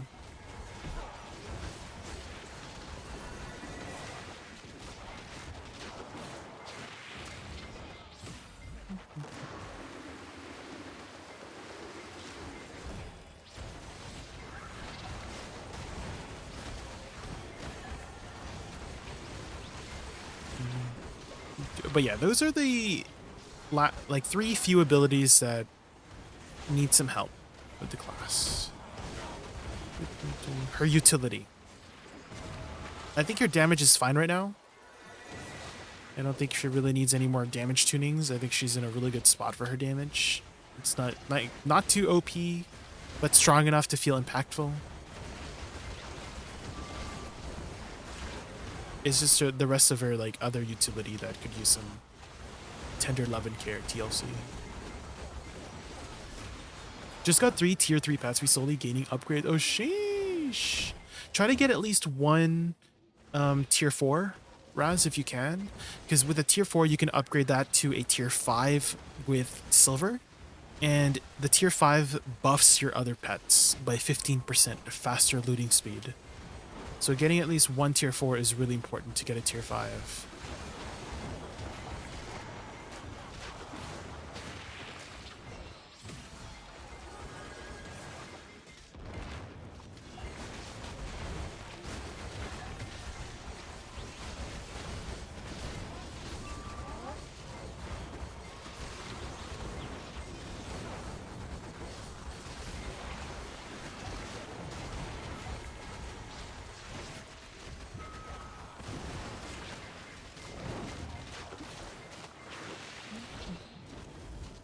Should I gamble 2 of my tier 3s? I don't think so, Raz. I would not. You could wait for a tier 4 too. Raz, they usually give out free tier 4s during like big events.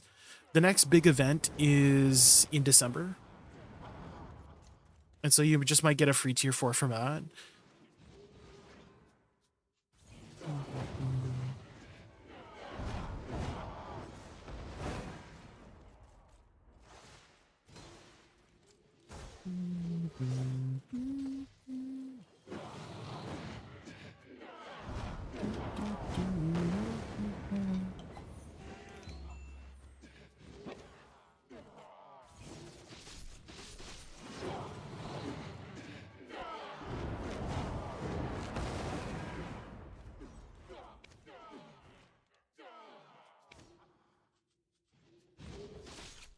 When in December? 2 weeks, usually. Second week of December is usually when they have the Calpheon Ball. Last year it was December 14th. It was when they held the Calpheon Ball.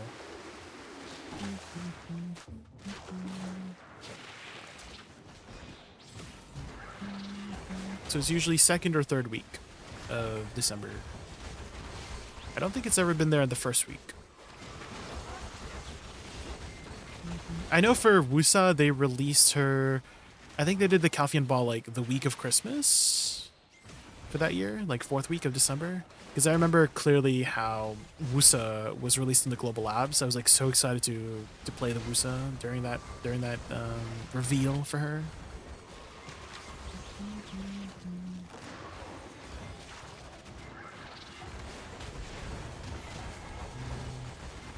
Get rewards. Usually the codes and all that jazz last for 6 months, Raz, so you're not gonna miss out on it.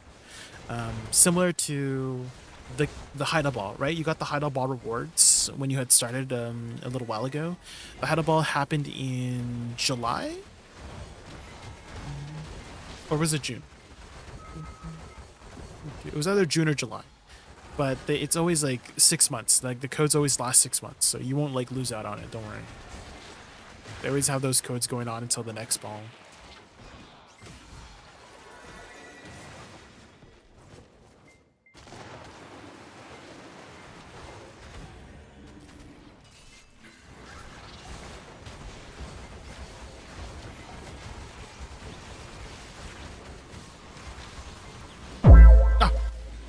the One Wolf. Hi.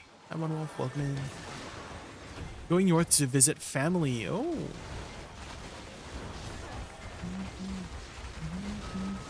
North.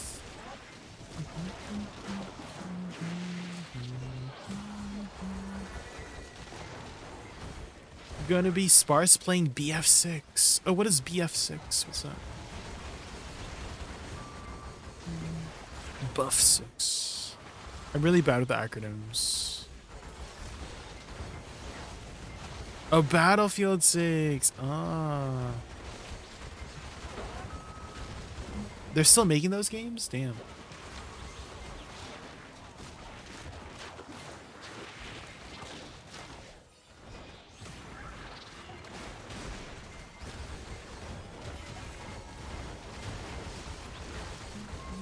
A boyfriend princess.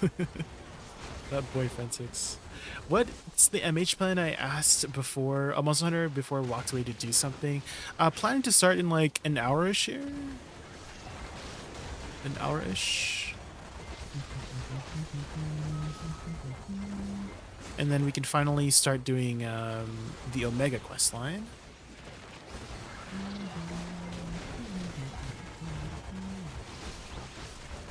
I'll turn off the YouTube stream because changing all that stuff on YouTube is annoying, but it's a little bit easier on Kick. So I'll leave the Kick and Twitch stream going. Twitch, obviously.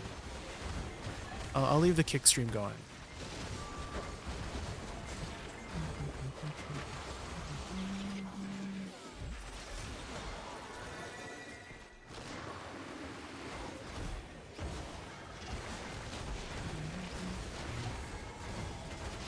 Let's go. Kick is better than YouTube. Hey, Princess. Do you not use YouTube very much, Princess? You're not a YouTube enjoyer?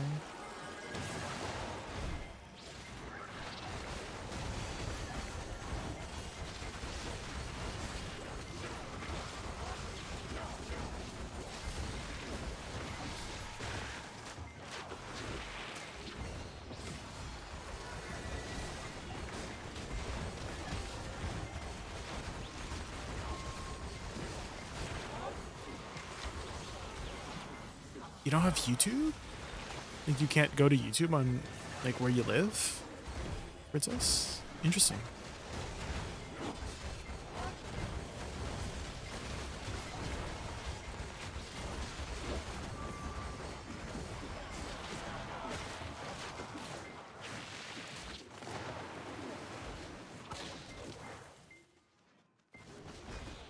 You can't?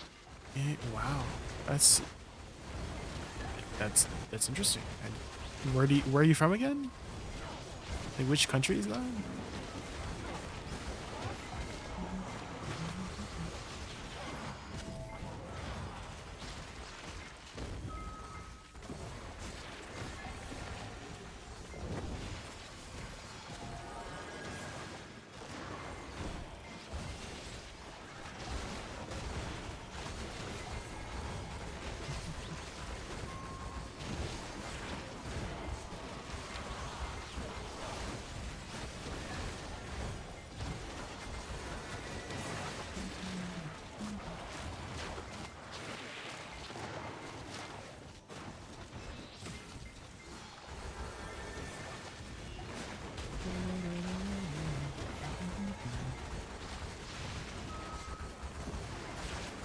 Polish, Dutch, but lived most of my life in China.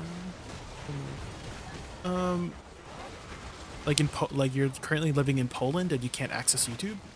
Because that's what I'm asking. Is like where are you currently living and why doesn't that country allow you to go to YouTube?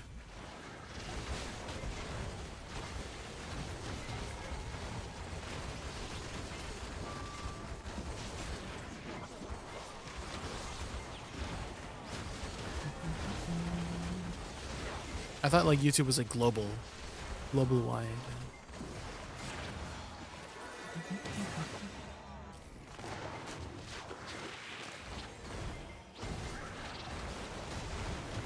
Oh, China. Wait, you can't access YouTube in China? Really? I had no idea that that was a thing in China. It's a political view from the Chinese government. Really? Oh. I haven't really paid much attention to the Chinese government since I live in Canada. But that's... I had no idea that China did that. That's crazy.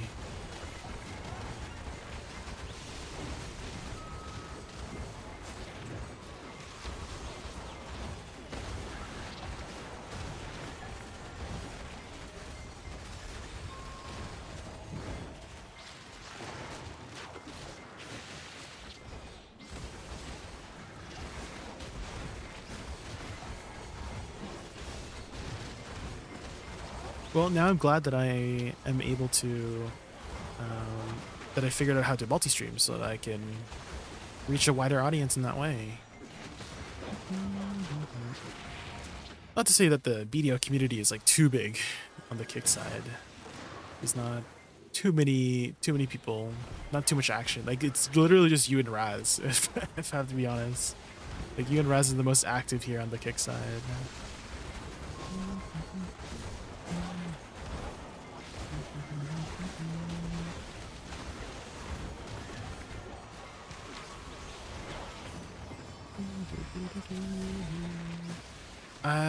I don't think I could have the kick overlay on my overlay on Twitch though.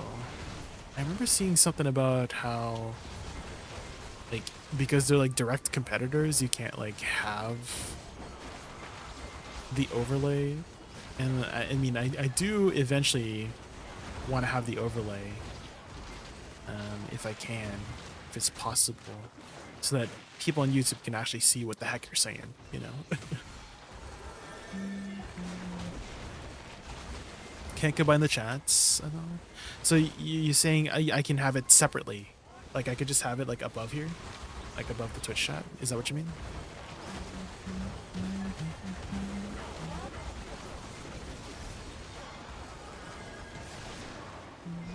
Okay, okay. I thought it was just like, you just can't have it on screen. Okay.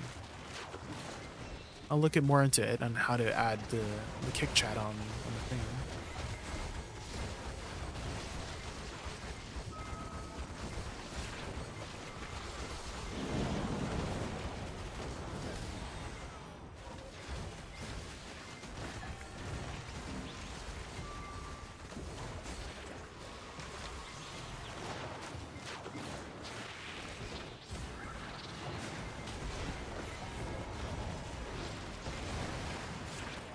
Twitch is into segregation. I see. Cool sucks.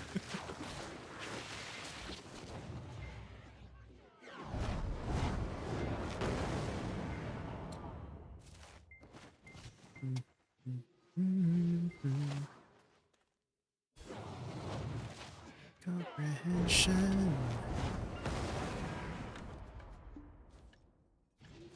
Reading's always followed by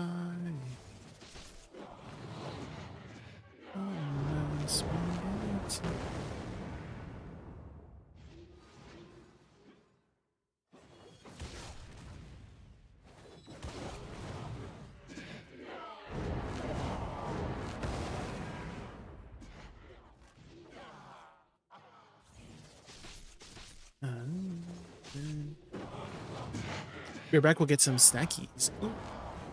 Enjoy your food.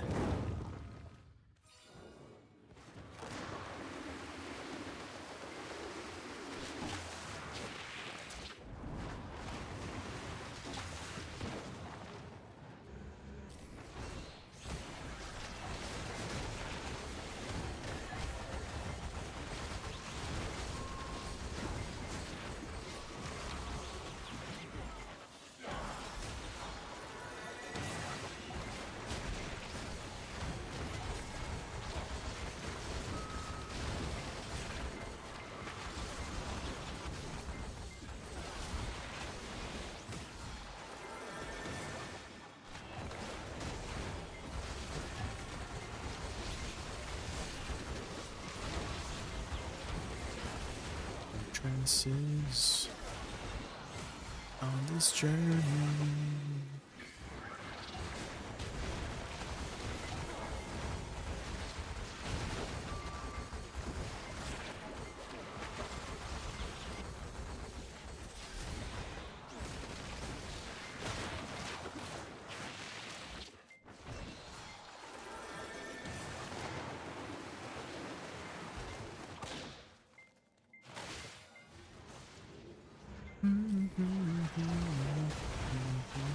Can't see.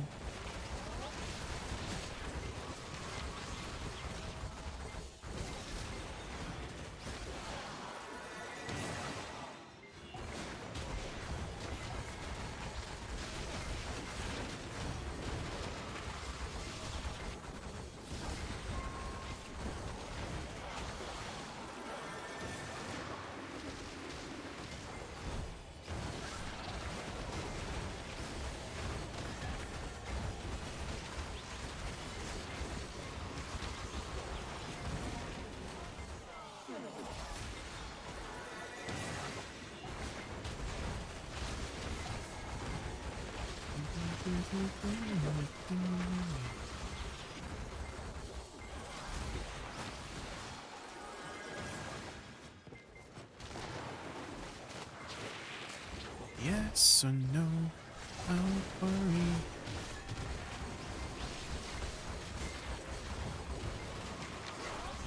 I know that's plastic love.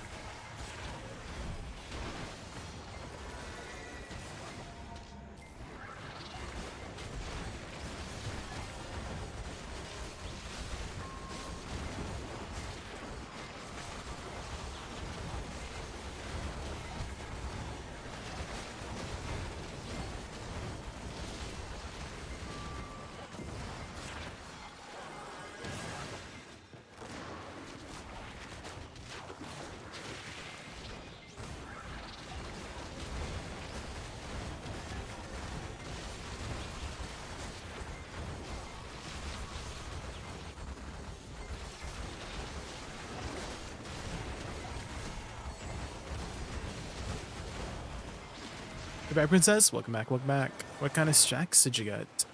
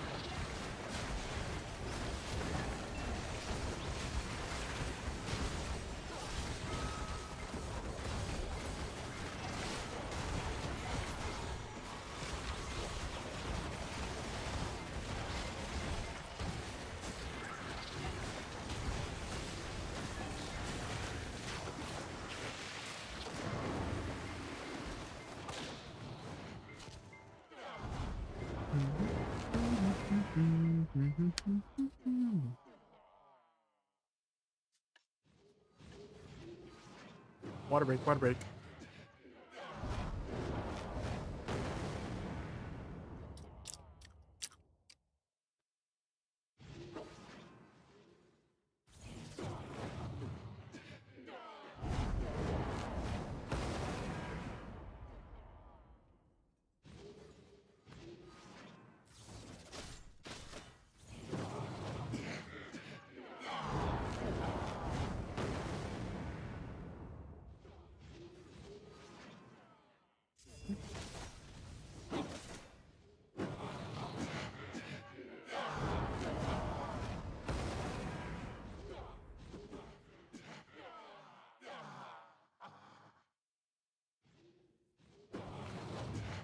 The other bodies? What happened here? Oh, they lost their shield.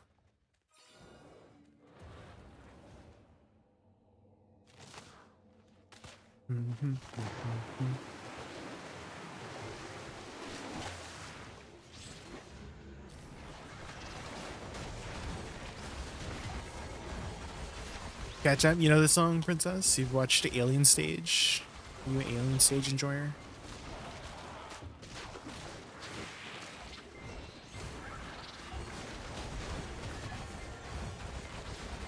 Oh, in a blink gone.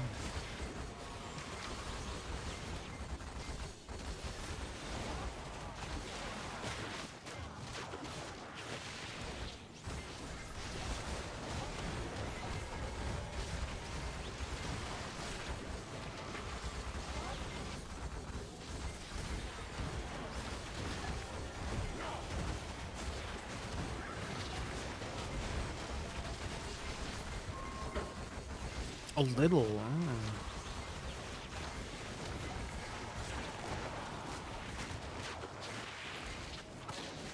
A little like you've seen some of it, but not all of it.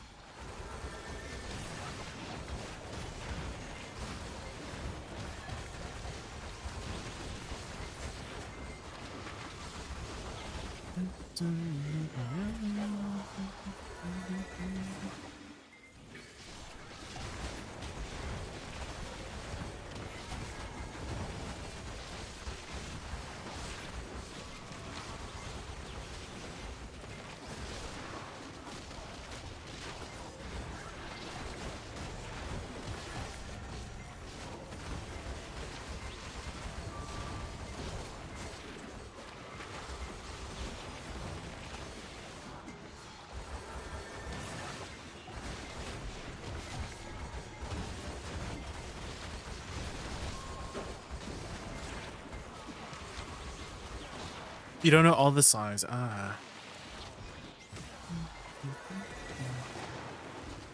This is the final stage song between the final two opponents.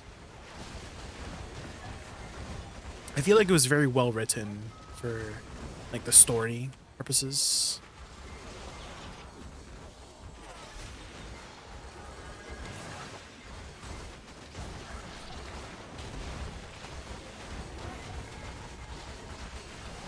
Oh, stage 1. I felt like stage 1 was like kind of boring, personally. The first stage when they were like explaining, I know there's like a lot of lore set in stage 1. Like they have like an interlude of them talking about, you know, how the world is, you know, aliens taking over the world and stuff like that. But I thought it was like a little bit boring. It did set the tone for how the rest of the series is gonna be, but I thought it was like a little bit of a boring song, personally. Stage 2 was a lot more like action packed with the action song.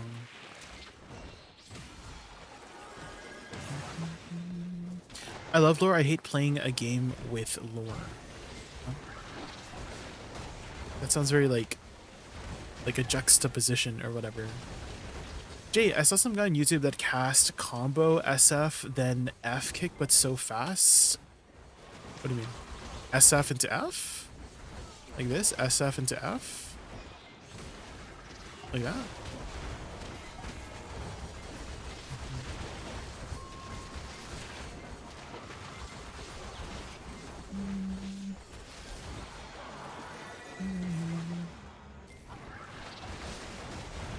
I don't understand. What are your... SF into F, right? Like this? Is that... Was that faster than that? Like, did they do it faster than that? It's based on attack speed, by the way, if you didn't know.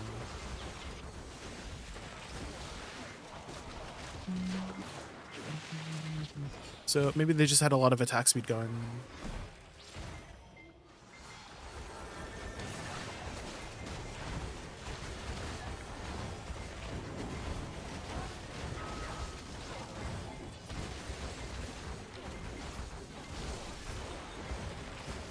It looked like they canceled the SF animation. Well, I mean, you can't.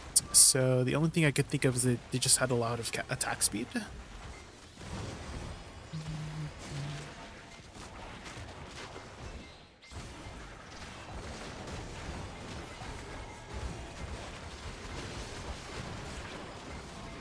Still, this year's favorite music must be all Expedition 33. Yes, Expedition 33 has an amazing soundtrack. One of the best soundtracks ever.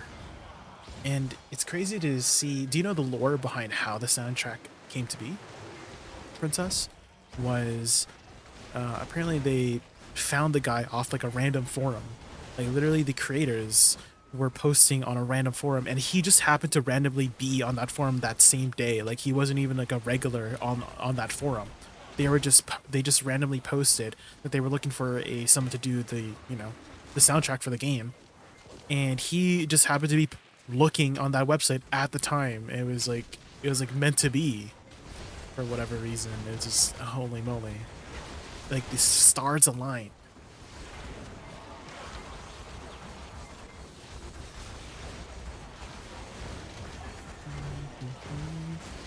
I'll give you a link and the time they do it. Yeah, sure.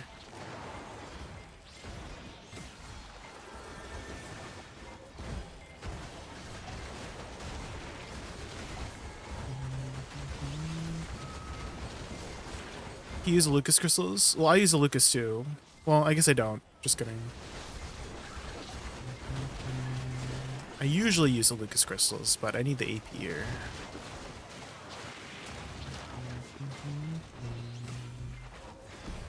The attack speed? It does help, yeah.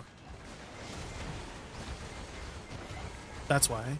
Well, I did mention earlier it's probably a lot of attack speed, right? You can't cancel out of SF. You just need more attack speed. The more attack speed you have, the faster SF goes, and the faster F goes as well. Movement only affects your dashes, not your attack movements. So lateral soul cleanse is affected by attack speed. The more attack speed you have, this goes out faster. The more attack speed you have, F goes out faster. The more attack speed, SF goes faster. Movement speed does not affect those, if you're wondering. Only attack speed. The movement speed only affects the dashes for side dashes and forward dashes and backwards dashes. That's for the movement speed. And also the first running motion of shift space. Movement speed will affect how fast that running motion is. Just for that tiny running animation. I don't know why. I don't know why that's like the only thing affected by it. But everything else not affected. Like your butterfly step is not affected by the movement speed. Like when you jump into the air, this one. Movement speed does not affect this. Only the running animation for whatever reason. It's a very tiny detail.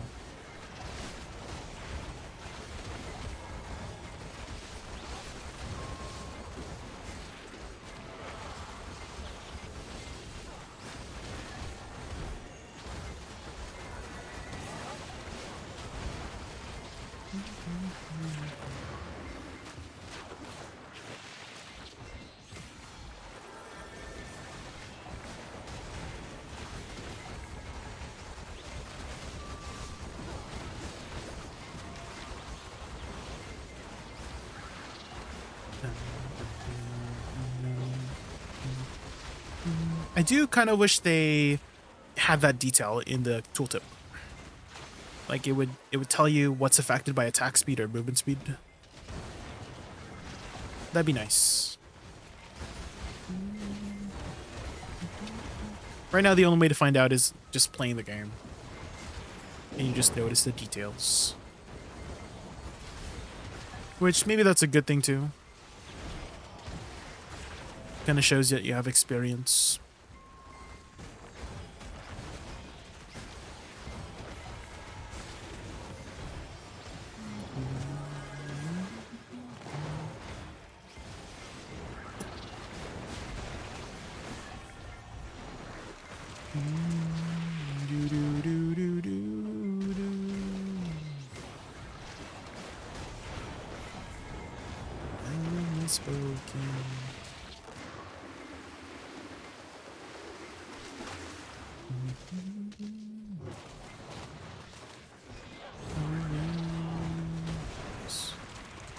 Thousand words.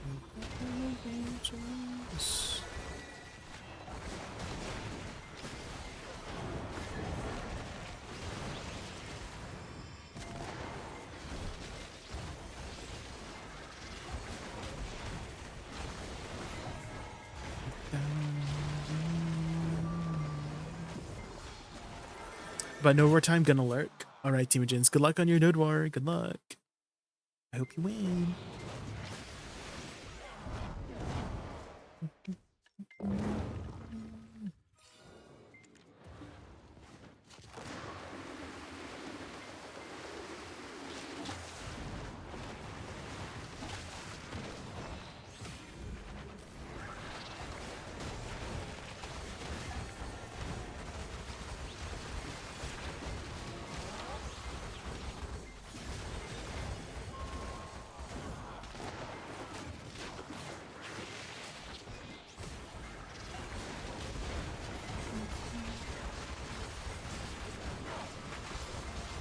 Making time just to see you and safe inside.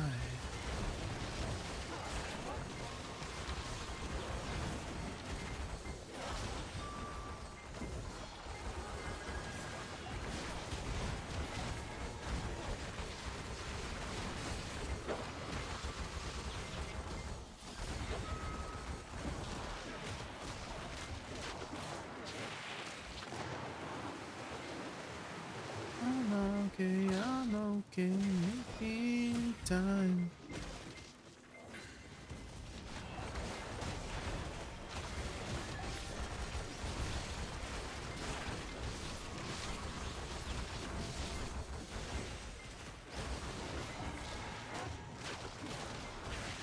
I'm okay, making time.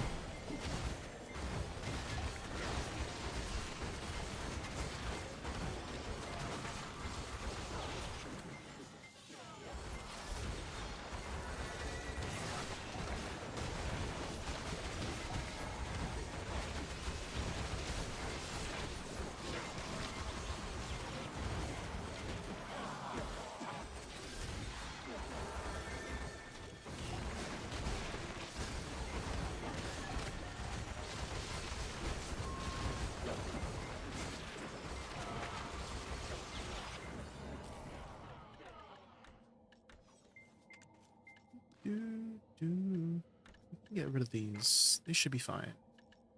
Bum, bum.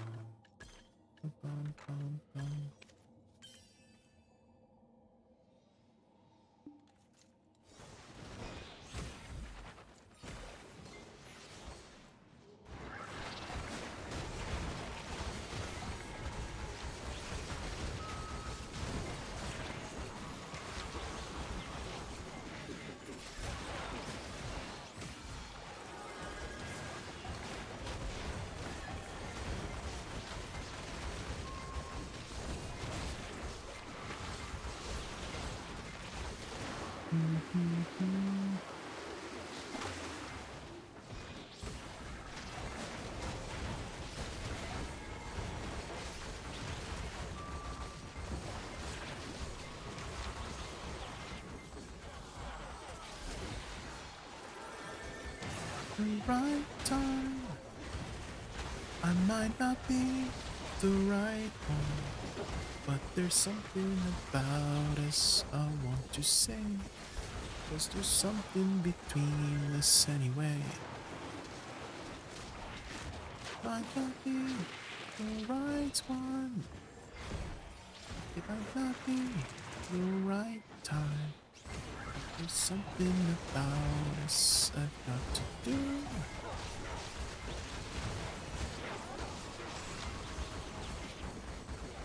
I need you more than anything in my life.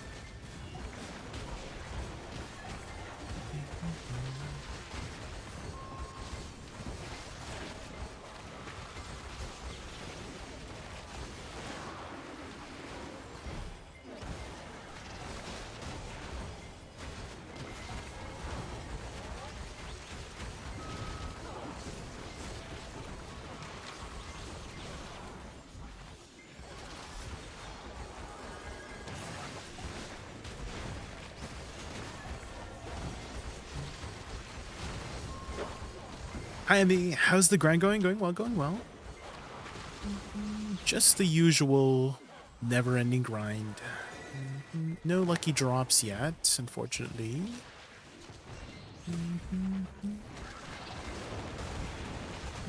What about you, Ambi? How are you doing this Friday evening? Evil aura today. It is October. It's Spooktober. We gotta be spooky this month, you know?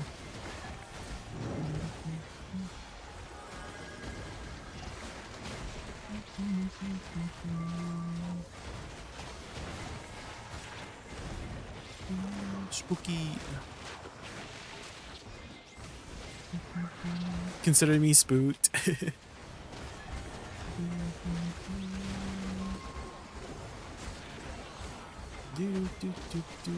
7-hour session on a battlefield. Oh, actually, one of my viewers, One Wolf, earlier was talking about Battlefield 6. I think it just came out.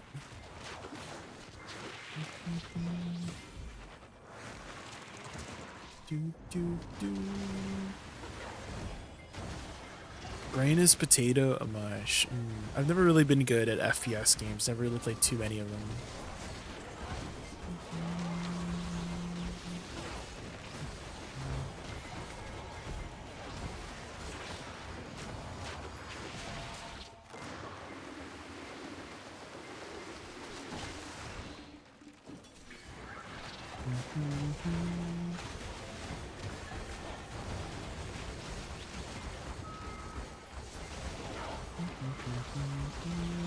Battlefield is usually about like war stories, right?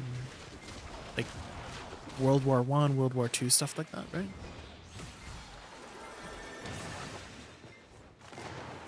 Is that our last night? Yes, it is.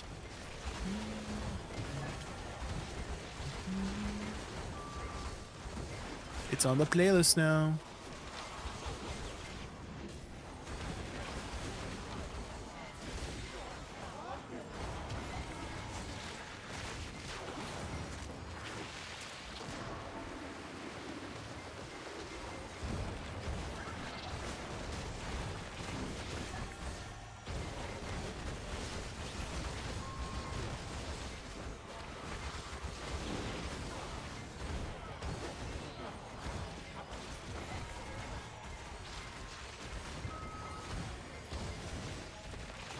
I saw Blue's best all-time player in each class the other day. Remember Jakin getting a Woosa. Oh. Well, I have been playing Woosa forever.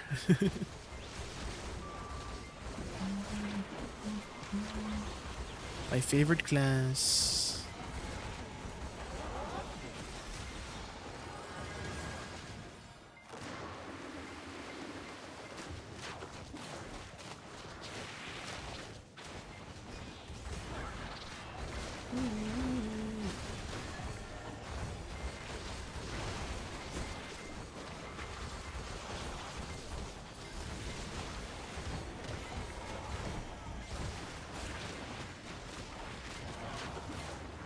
I'm getting bullied by Blue on a kick. Oh yeah, Blue also streams on kick.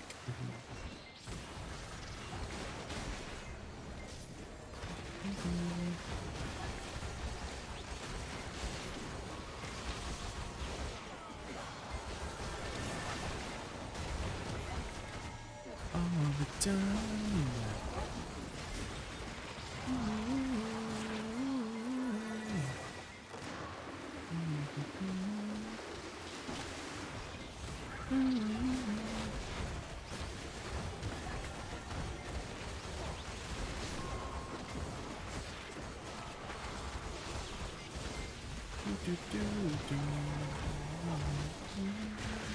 Is there much action on the kick side for Blue?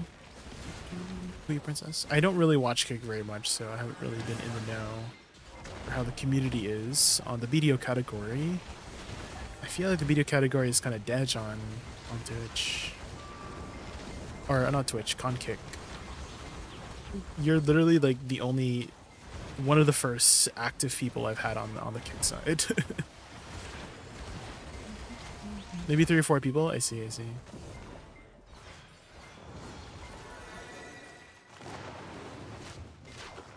Oh yeah, does Bicep also multi-stream on kick? I didn't realize. Hi Emo, welcome in.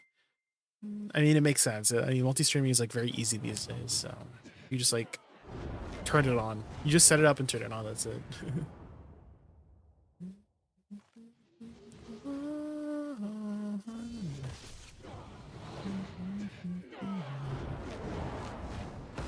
Hope you're well. I'm doing well. Thank you for asking, Emo. We're about to switch over here to Monster Hunter in a little bit here. Maybe we end the grind session here and then we do a tap. I've finally been able to save some silver to do some weapon taps, so maybe we can do 1 today. And then afterwards, we do some Monster Hunter. Gonna make dinner and then finish working. Oh, well, I hope you enjoy your food. And I hope you finish early. Get some rest, Nemo. Don't work too hard, Nemo. Don't work too hard.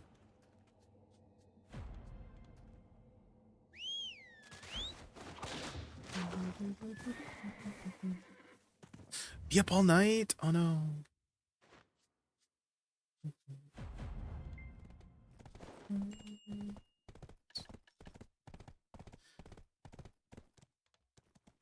You're gonna wanna be my best friend, baby. You're gonna wanna be my best friend.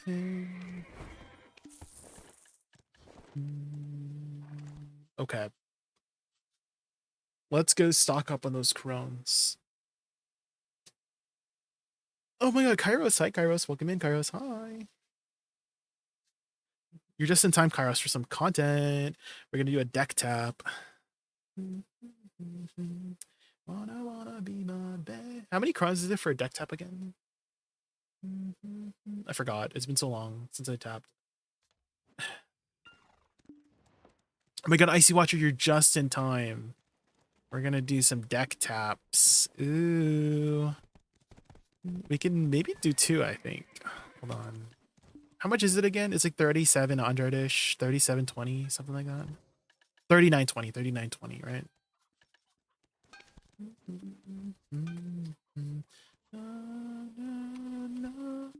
I did get 1 costume off the market earlier, so we can add that to the Cron one. Extract outfit 1 extract. We are the one. So 3920 times 2 minus 1860. 5980. 5980. Okay. We can do 2 taps.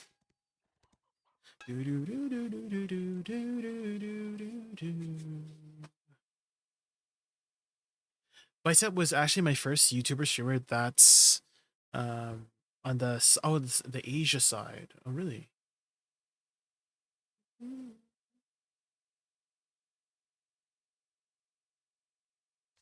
Or outside of Asia. Oh, I see, I see.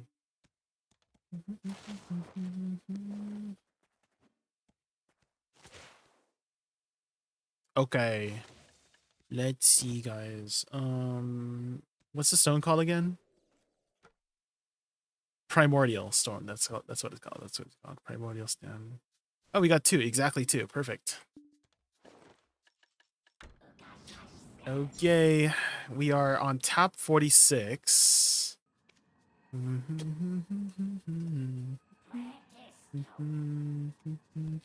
So maybe we get it on number 46, maybe?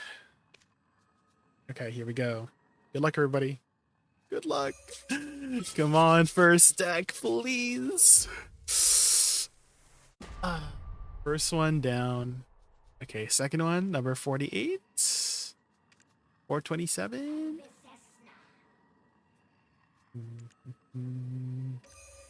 Come on, number 47. Oh my gosh, the linger. That was so good. If it went on that linger, I would have been so happy, but oh well.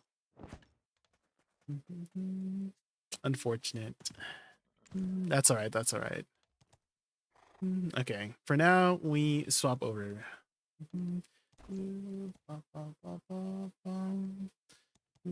Okay, guys, I will end the stream on the YouTube side, and then I'll be swapping over to Monster Hunter here. We'll do a little bit of Monster Hunter. I haven't done the new Omega boss. Next time for sure. Yeah, we're still early on the taps technically. If you guys know, the average to get a deck is about 100 attempts, like 100, 110. If you started with like a 300-ish stack, 400-ish stack. So we're still like technically early. So if we hit it under 100 taps, that's considered lucky, right? So we're still not too deep into it yet. If I was like maybe 150 taps in, I would feel like a lot worse, but we're still pretty early in. That's so depressing. Yeah, it is the last level, right? So it will take a lot of work, and I don't really pay to win these days anymore.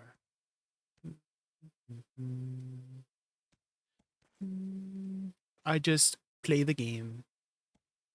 I only see lucky people's stats, so I would consider that below average. Oh, true. Some people do get it very early on. Fortunately, we're not one of those lucky people potentially yet, We still don't have any deck weapons, so maybe one of these decks will be lucky. That's my hope. Is that one of these decks will be like a one tap or something, potentially, We can still potentially one tap a deck. Okay, goodbye YouTube. Goodbye everybody from